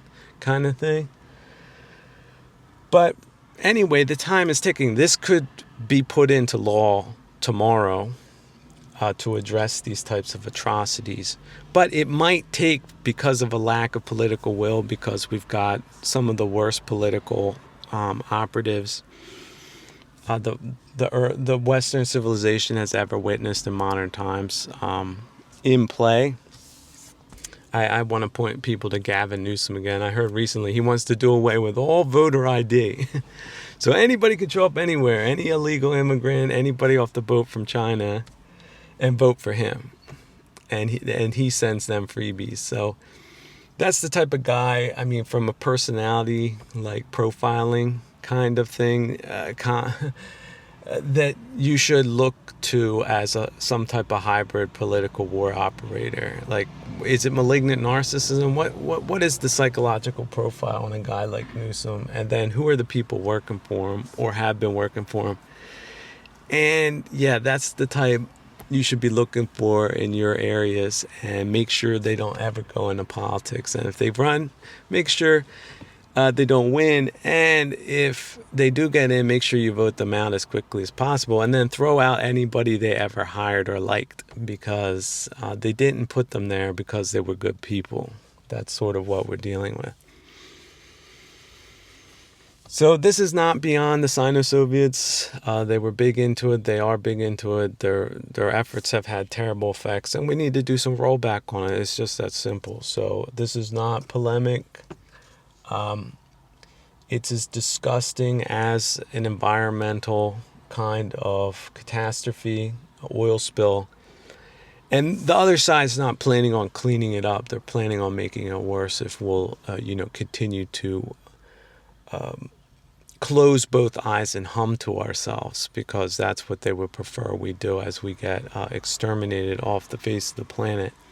Then they'll be fighting each other. It's not like they're ever going to come to an agreement, but they seem to have decided to work together to get rid of us first. And then they're going to take themselves out. So who needs them is my position. And who needs their handiwork in the form of sociological, anthropological, and historical pollution going forward. So that's the position of the mobilized party. You don't like it, don't vote for it. But like I said, tomorrow it could be enacted into law, and it could start turning this trend around. But if it takes 2 years, 3 years, 10 years, it's just going to be a bigger mess to clean up. That's just the way it is. So I hope that gives a lot of people some closure on these historical events, gives them some hope for the future, how it's going to be cleaned up, and also a little bit of worry for the people who think they're going to continue to get away with these atrocities, because I don't see that happening. And I really do think that some of them will be very lucky to get life in prison for what they've done, which also can be scientifically verified. We're not talking about going out attacking people that didn't do anything wrong, people. Come on. We're talking about real criminals, a real organization, and just real devastating effects that all of that has had. And for the people that were misused to be human torpedoes, I get it. Like, you weren't the problem. But at the same time, we're not going to just say, well, the oil that spilled on this coast is now there, so, we just got to put up with it now. I mean, we're not doing that. So work with us on restoring the Western world to its pristine and civilized nature that it was meant to be, and good things will happen to you. It's good karma for you. But if you come in on the other side and say, no, we're not going anywhere, and you just have to accept this, and it was right in the beginning, right in the middle, and right in the end, then I guess you're going to have to be in the bad guy camp. just because you're that stupid. And that, that you're playing the game, that you're some type of big humanitarian that nobody else gets. That's real old. That's sort of dead, and it's sort of corny. And you might have to look out for getting a charge yourself if you continue doing that. So I wouldn't suggest you do that. But I would suggest that you recognize it's a weird situation. It was never meant to be. And there's better ways of doing things that doesn't involve everybody losing their minds. But if it's not addressed, I can't see things being done in the civilized way. And so anyone that's willing to work on getting this thing back on track and getting locations and geographies and economies and societies back on track will be appreciated. But that's for every individual to decide where they want to be on this thing. But it's certainly not going to continue with this PR campaign and all these destructive measures going forward. Like I said, it might take 3 to 5 years. It's just going to be a bigger spill to clean up. And again, that's ample time for these people to hoist themselves on their own petards. So keep an eye out for that. That's the funny part. Well, and then what is that going to look like? Well, it's going to look like this. You got to get the hybrid operators out of the institutions. You need to be able to identify them. And then, there's going to be prosecutions. As far as that's concerned, there has to be. Then you're just going to have to go grid by grid. And it's going to be a sorting process. You're going to get people out that are not socioeconomically or politically compatible with the country that was founded on the principles that it was. Now, this might have to start off in France, but then it could move on to places like, who knows where. The Netherlands, the United States, Germany, where else? Okay, and it's just going to have to go grid by grid, block by block, and that's how it's going to get done. And that's how we will put this shameful, awful, horrible period behind us. And the criminals that made it happen, and the results that were so awful that it will go into the history books, and there will also be museums documenting all of these crimes, including the fentanyl crisis, the drug crisis, cultural crisis, and everything else. Now, some people might think that this part goes too far, but I don't think so. I think everybody over with a net worth of over, let's say, 10 million is going to take a haircut, and we got to get any companies that were taken over via Wall Street methods, their managers get thrown out. Possibly charged, depending on whether or not they implemented cultural war crimes. New management comes in, new ownership, which also might have a big national component as well, just because who are these private interests anyway that ran this country into the ground and created a hostile culture for the inhabitants? Who gives a damn about them? Do you give a damn about it? You shouldn't. My guess is 0.0001% of the population will be affected by this negatively. If you're a greedy person that thinks that, you should own $100 million because you're so special, they might not like it, but guess what? Nobody should give a damn about them anyway. They haven't given a damn about anybody else. And it's really provable. They let this happen. They're essentially the people behind it. They profit by it, so F them. Don't care about them. They didn't care about us. We don't need to care about them. Greedy people, they're greedy by definition, scientifically determined parameters. So don't worry about it. You're an entrepreneur. You work for what you got. You're wealthy. Great for you. Nobody's going to touch you. But these people that were using a Ponzi scheme and global finance and funny money to get their mitts on important companies and regions and other things, yeah, they need to be rolled back. They're part of the oil spill. So don't think they're not going to get that haircut that they deserve. And yeah, we're going to look at the notary situation, see what companies, where, what owners own what and why. And if they have gigantic holdings and they're doing antisocial stuff like buying up different kinds of farmland for strange reasons, or are engaged in agricultural practices that are antisocial, yeah, there's no reason why they should be owning that land. How did they finance it again? They were illicit financing. Whatever we got to do, guess what? We could turn it into a national park. Or we can start building settlements that make sense from a socio-economic and political standpoint, instead of whatever cockamamie ideas they thought up or wanted to implement. Like neo-plantationism, for example, like the Springfield, Ohio model.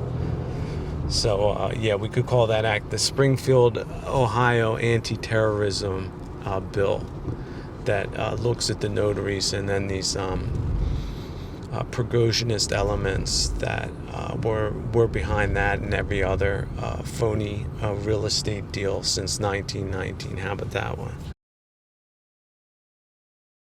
And as far as the scientific determinations go, you can go grid by grid, and when you come across a particularly egregiously mismanaged area, then what that will do is it will lead to aggravated charges for any political operators that were active and their families that were active, or economic interests that were active in that area during that time.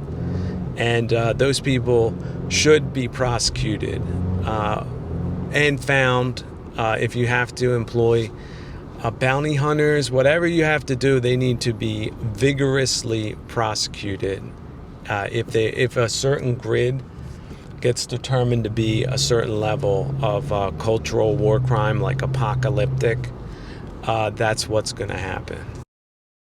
And then again, you might have some phonies like, oh my goodness, this sounds horrible. How could this is an attack on civil liberties, blah, blah, blah. Complete misrepresentation of the facts. Look, the American Revolution had a bunch of royalist stooges working for King George, right? The stamp tax and all that. They were wealthy. They were considered part of the establishment. But after the revolution, they all either divested their holdings or were stripped of them, and they left. A lot of them did, in disgrace, and rightfully so. So we already have a precedent for this. And now we don't have royalists, we got Prigozhinists and plantationists, which is like a combination of the crappiest Russian and Chinese actors the world has ever seen, plus the crappiest people of the South during the Civil War or before, plantationists. And that's the stinking luxury class we're dealing with now. So you want to cry that they're going to get dispossessed and prosecuted for their crimes? Why? Where is your mind and heart and understanding of history and politics in the right place? I don't think so. I think you're out of your mind. But you can be brought up to speed. But if you can't be convinced, something's wrong with you. Maybe you're part of that neo-unroyalist declassé class that nobody needs. Maybe that's you. If so, okay. Then let people know where you stand on those issues. And then, yeah, see where the penny drops on it for you. Maybe this year you'll still be popular, 2 years not so much, and third year you could be in prison. So yeah, figure things out for yourself. Think you're idealistic, you think this cultural war thing's gonna be a good business for you in 5 years. I don't know, that's a bet you could take. I wouldn't take that bet. And neither should any betting people or anybody with any actuarial or national or cultural or ethical sense. Or even a modicum of anthropological sense. Isn't that funny? So, look, then after that, it's back to business, people. We're going to do things way better than our mortal enemies had planned for us going forward. It's going to be phenomenal. It's going to be great. Young people, it's going to be the best time to be alive in the last 100 years or more. 200 years.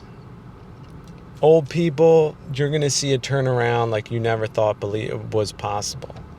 And people in the middle, you're going to not want to check out too early, because this thing's just going to keep getting better. That's the way it's going to be.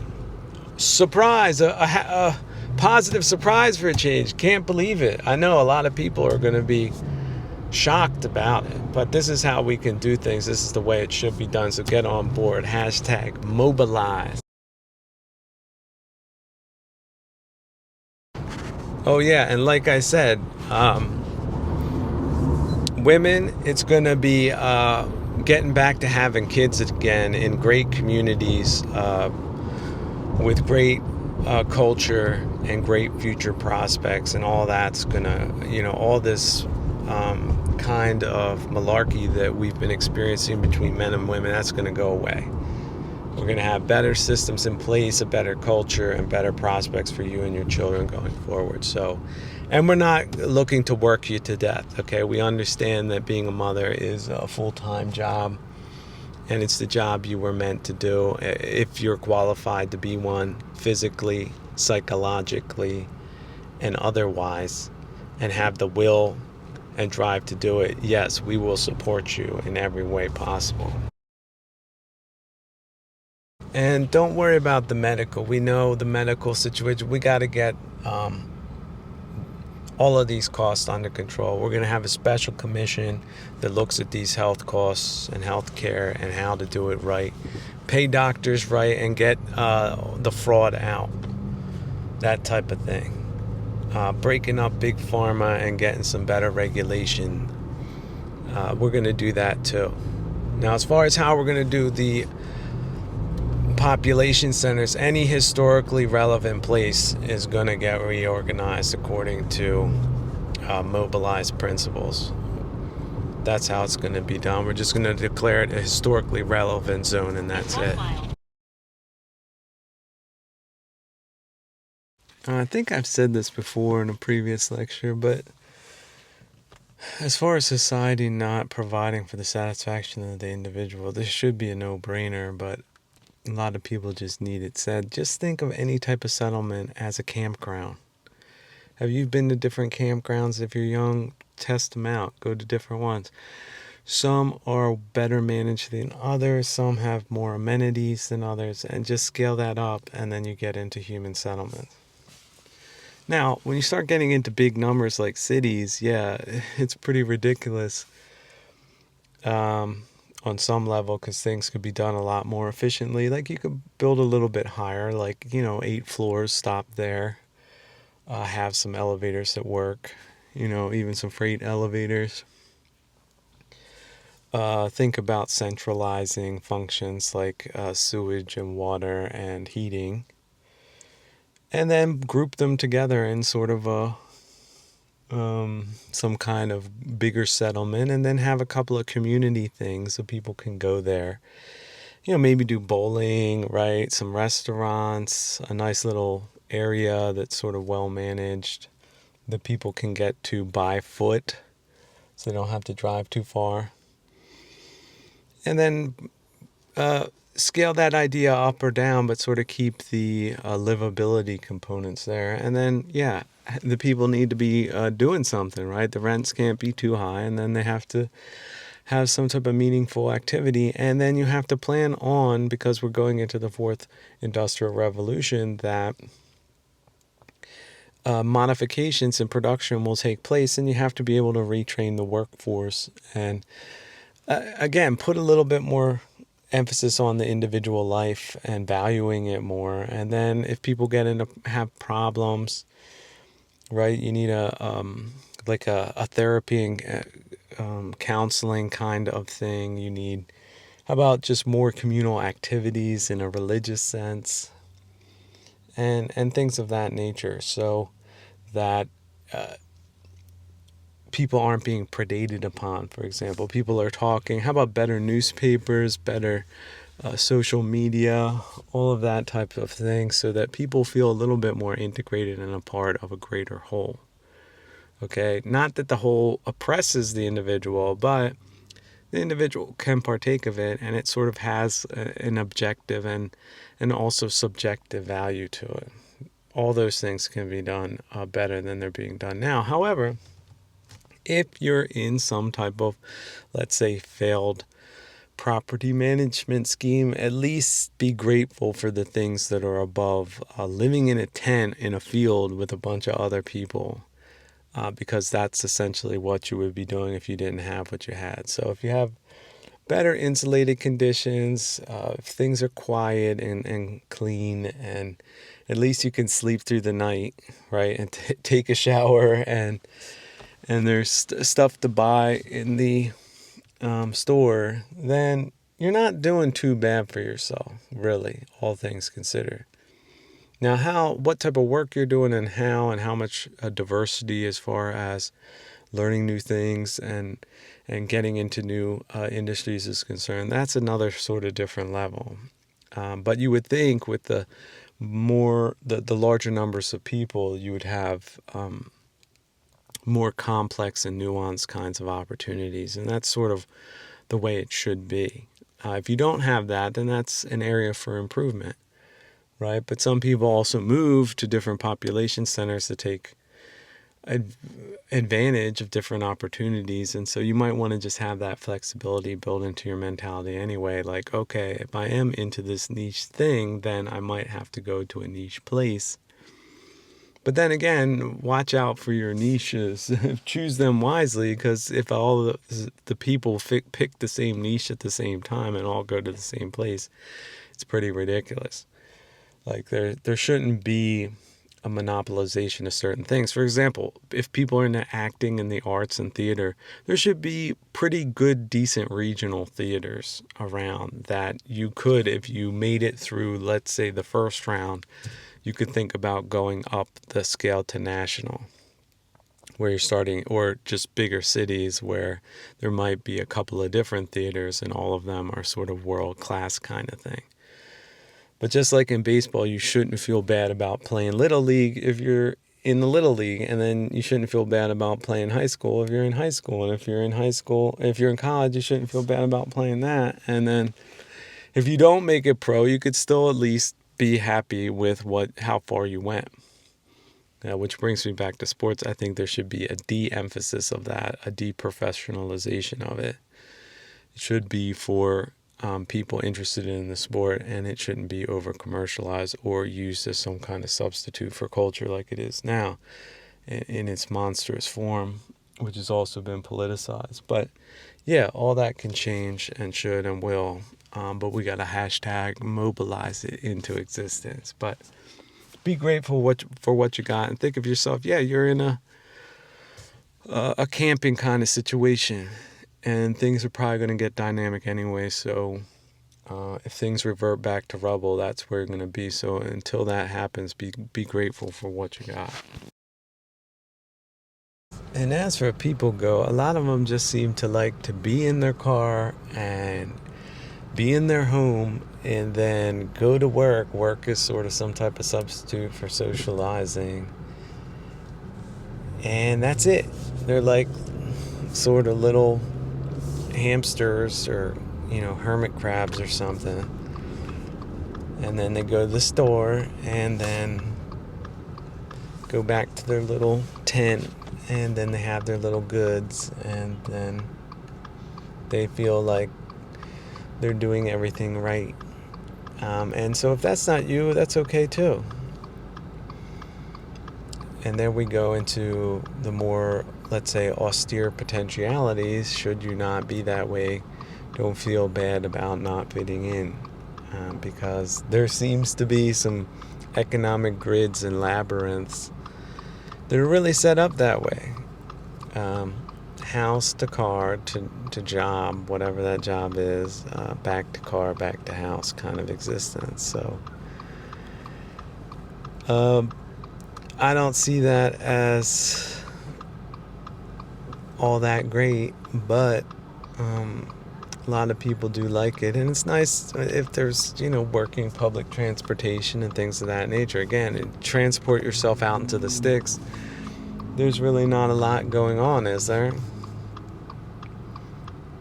And that's sort of where our mentalities are. If you go back to hunter and gatherer societies, just collect some water that you need from the spring or the well, right? Collect some materials to heat it up and maybe cook with it, have some food growing, or capture some food, and then that's sort of it. You've passed your survival for the day. If you can forage a little bit more and store it properly, then you got a better chance for survival. And if you can't, you got less of a chance for survival. And that's just the way it is. Now, we're usually, if you want to get back to nature, you're going to be around people just like you and your family. So that's where we start getting into historical, conservative, and preservationist zones again. But the different neighborhood strategy, you could use that too, or at least as a temporary strategy until things get back to normal on that level. But some people like to be closer to areas that are crossover, and other people don't. Most people don't. And the statistics prove it. So you need to have policies that reflect that basic fact of human nature and not consider that to be questionable in any way. Coming back to the comedy routine for a second. I was talking to someone the other day, and they were talking about these people that aren't all bad. I was thinking to myself, well, you know what? That's like throwing a half-filled drum of cyanide in a lake and saying, you know what? That drum, it wasn't all bad. There were inert gases in half of it, right? Well, and technically air isn't inert, but it wasn't all bad. What are you talking about? Now, see, that's the kind of half full, half empty thing that really doesn't work in sociological terms, does it? I mean, it doesn't work in environmental terms, and if the social environment is an environmental variable factor, it doesn't work in those terms either, now does it? Whoa! The crowd starts laughing and clapping and snorting. Look at that. Send me a coffee, people. I just keep belting them out. But on to a funnier comedy routine. Recently, the EU, the mandarins of the EU, these people hanging out in Brussels that have sold out every which way but Sunday, created lawfare conditions, have a culture of lawfare against the people. They managed to turn the no border policy into a conduit for terrorism. Those people, well, they came up with a gigantic report that says that they have an existential crisis because they're not producing anything anybody needs under conditions that will be impossible to produce them. So they're sounding the alarm bell. Ding, ding, ding, ding, ding. I don't know, 10 years too late, but now it's official. So the bankers we don't need that are associated with the luxury class we don't need, they're getting nervous. What are they going to do? We don't know. They wrote it up. They're talking about interest rates, that they want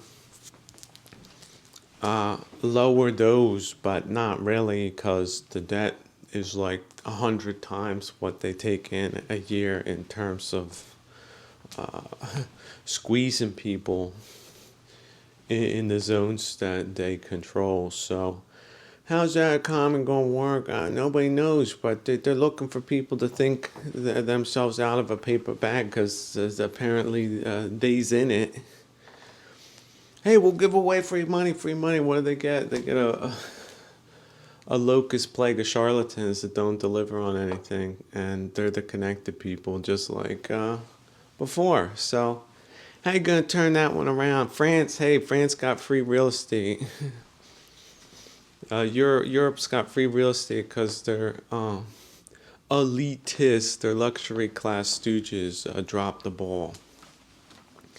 So once they get put out of their misery, I guess, get put away some type of asylum, then real people can come in and make the real changes that are necessary, and not just the window dressing that they are not even proposing because they don't have any ideas anyway.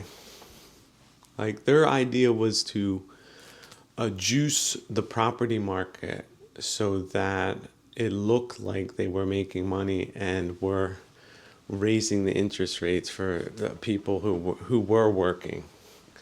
But increasingly, that's less and less people. There's more and more people on the dole, but they haven't noticed that. Those pool parties didn't include those people. They don't.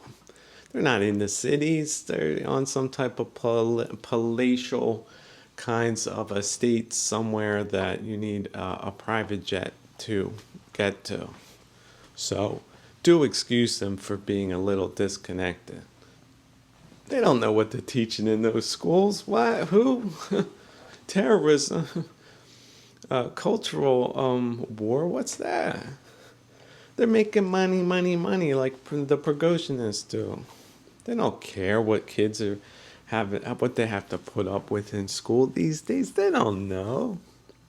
They have some professors that are imposters telling them that they're doing everything right. They got even charts and everything saying, look, everything's going up when it's going down.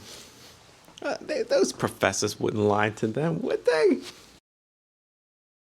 But what really can we expect from the people who trashed Paris, among other things, like entire regions of some of the best geography on the planet with cultural conditions and factors spanning back thousands of years? They trashed that, but we should have high expectations of these technocrats and plutocrats and Prigozhinists. Why do we have high expectations? I guess it was their PR that let us think that everything was just going swimmingly, because it's sort of a extension of malignant narcissism, which is a culture that defines them. And this is where we arrive at the sociologically clinical part. Read up on malignant narcissism, as below, so above, as above, so below. How do they react when somebody criticizes them? Do you think they take the advice and improve? Is that what a good person would do? Or maybe they would stop doing what they're doing, or as a class just absolve themselves and go away, ask for repentance and retire. Would they do that? Or what does a malignant narcissist do? Do they double down and then project all of the bad things that they do onto other people and then persecute those people? Is that what they do? I don't know. You're going to have to read the textbook because it's all in there and it's all very accurate. It's very applicable. So you'll be surprised if you're a good person, but if you're up on these insights, you won't be surprised going forward. I don't know. What does the audience think? Are the French the stupidest people on the planet? Or is it just people playing pretend? Are they French? Are they Prigozhinists? Who knows at this point? It's not like journalism's covering who's making all these whoppers of decisions since forever. Or the lawfarists that are dead to rights. There was another thing that came out is all these politicians that have over $200 million to their name, and nobody knows how they got it. Oh, they made smart investments, is what they say. Isn't that strange? I think that right there would be enough to have them arrested. What do you think? I think in a future time that's rapidly approaching, that is what will happen. Someone wrote in and was like, why are there so many shell-shocked people walking around? Thank you. Hey, I'm trying to end this on a funny note, and then I get a question like this. Look, it's very normal that people are shell-shocked in a time that will be described as one filled with sociocultural and economic terrorism that reached extermination levels on a demographic that's demographically verifiable, with numbers that are so big that it requires big lies, lies even bigger than the numbers, to have kept it going for as long as it did. I think these numbers, at least in the United States, were visible by the 1970s. It's weird how it almost mirrors Kissinger's career and the Rust Belt and geopolitics. Essentially, the Sino-Soviets and their broker class mainlined or mainstreamed a exterminationist policy that was harder to see in the beginning, although smart people would have recognized it, but they were censored and suppressed. But now it's openly apparent that we're going the wrong way, and these people are just putting their foot on the gas and not listening to any counter arguments and attacking people that are off narrative in their alternative reality paradigm. So if people are feeling shell-shocked or acting strange in this time, it's perfectly understandable. I would say the people that aren't like that are the ones that are less understandable unless they get off on sadistic kinds of policies and practices that sadists are known to get off on. It sort of energizes them in some type of bizarre, devilish way. Also, I would say people have had their brains blasted to the point that anything that makes money they think is good, and anybody who has money is double plus good. So that happened.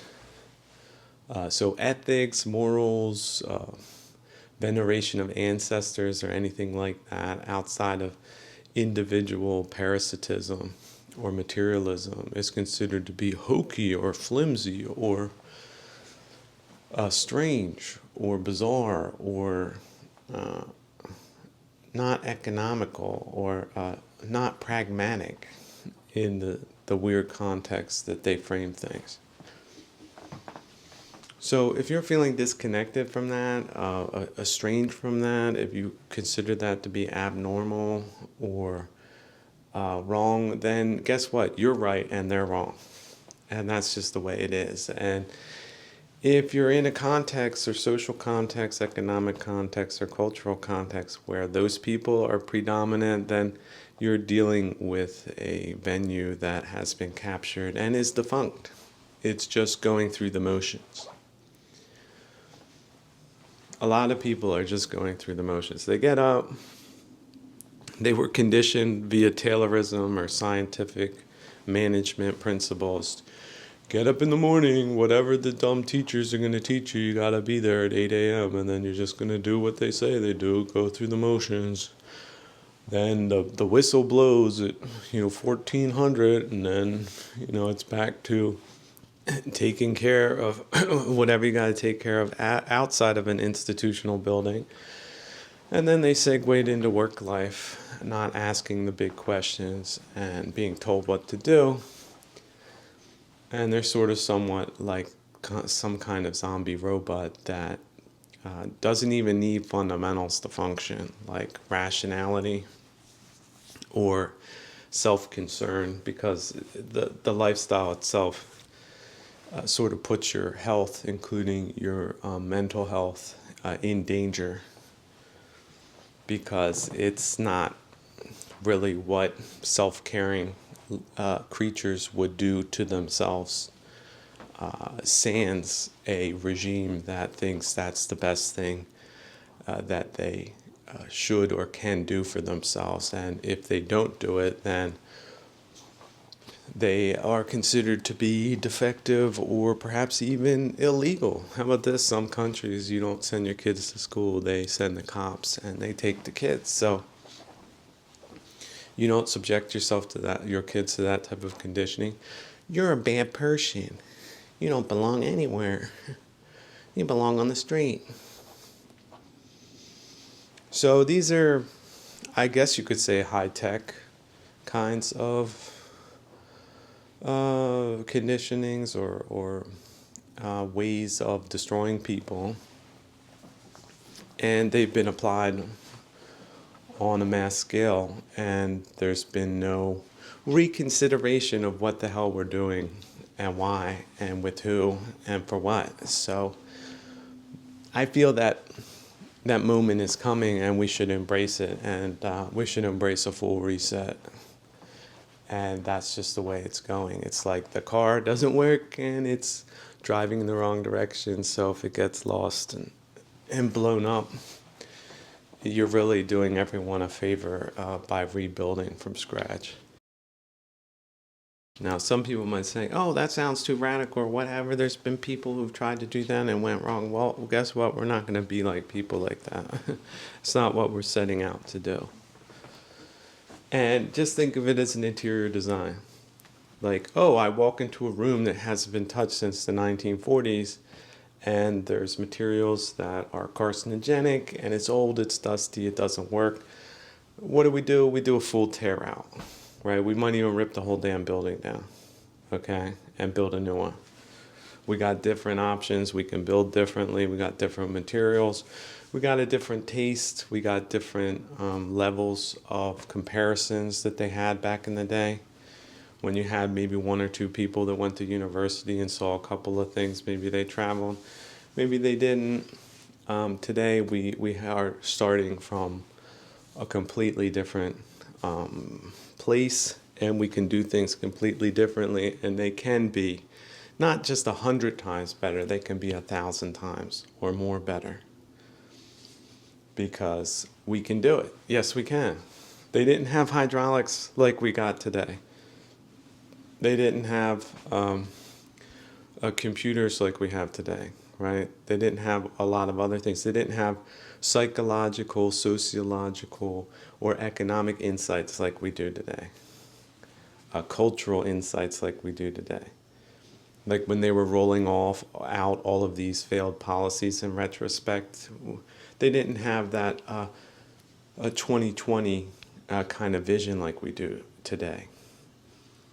So can we do it completely differently? Yes, we can. Are there going to be losers? Yes, there will. Well, who would they be? Well, those would be the people that invested in this ridiculous kind of exterminationist planning and the profiteers thereof. But everyone else, 98% of the population, or maybe 90, is going to benefit enormously. So that's the positive note we're ending on.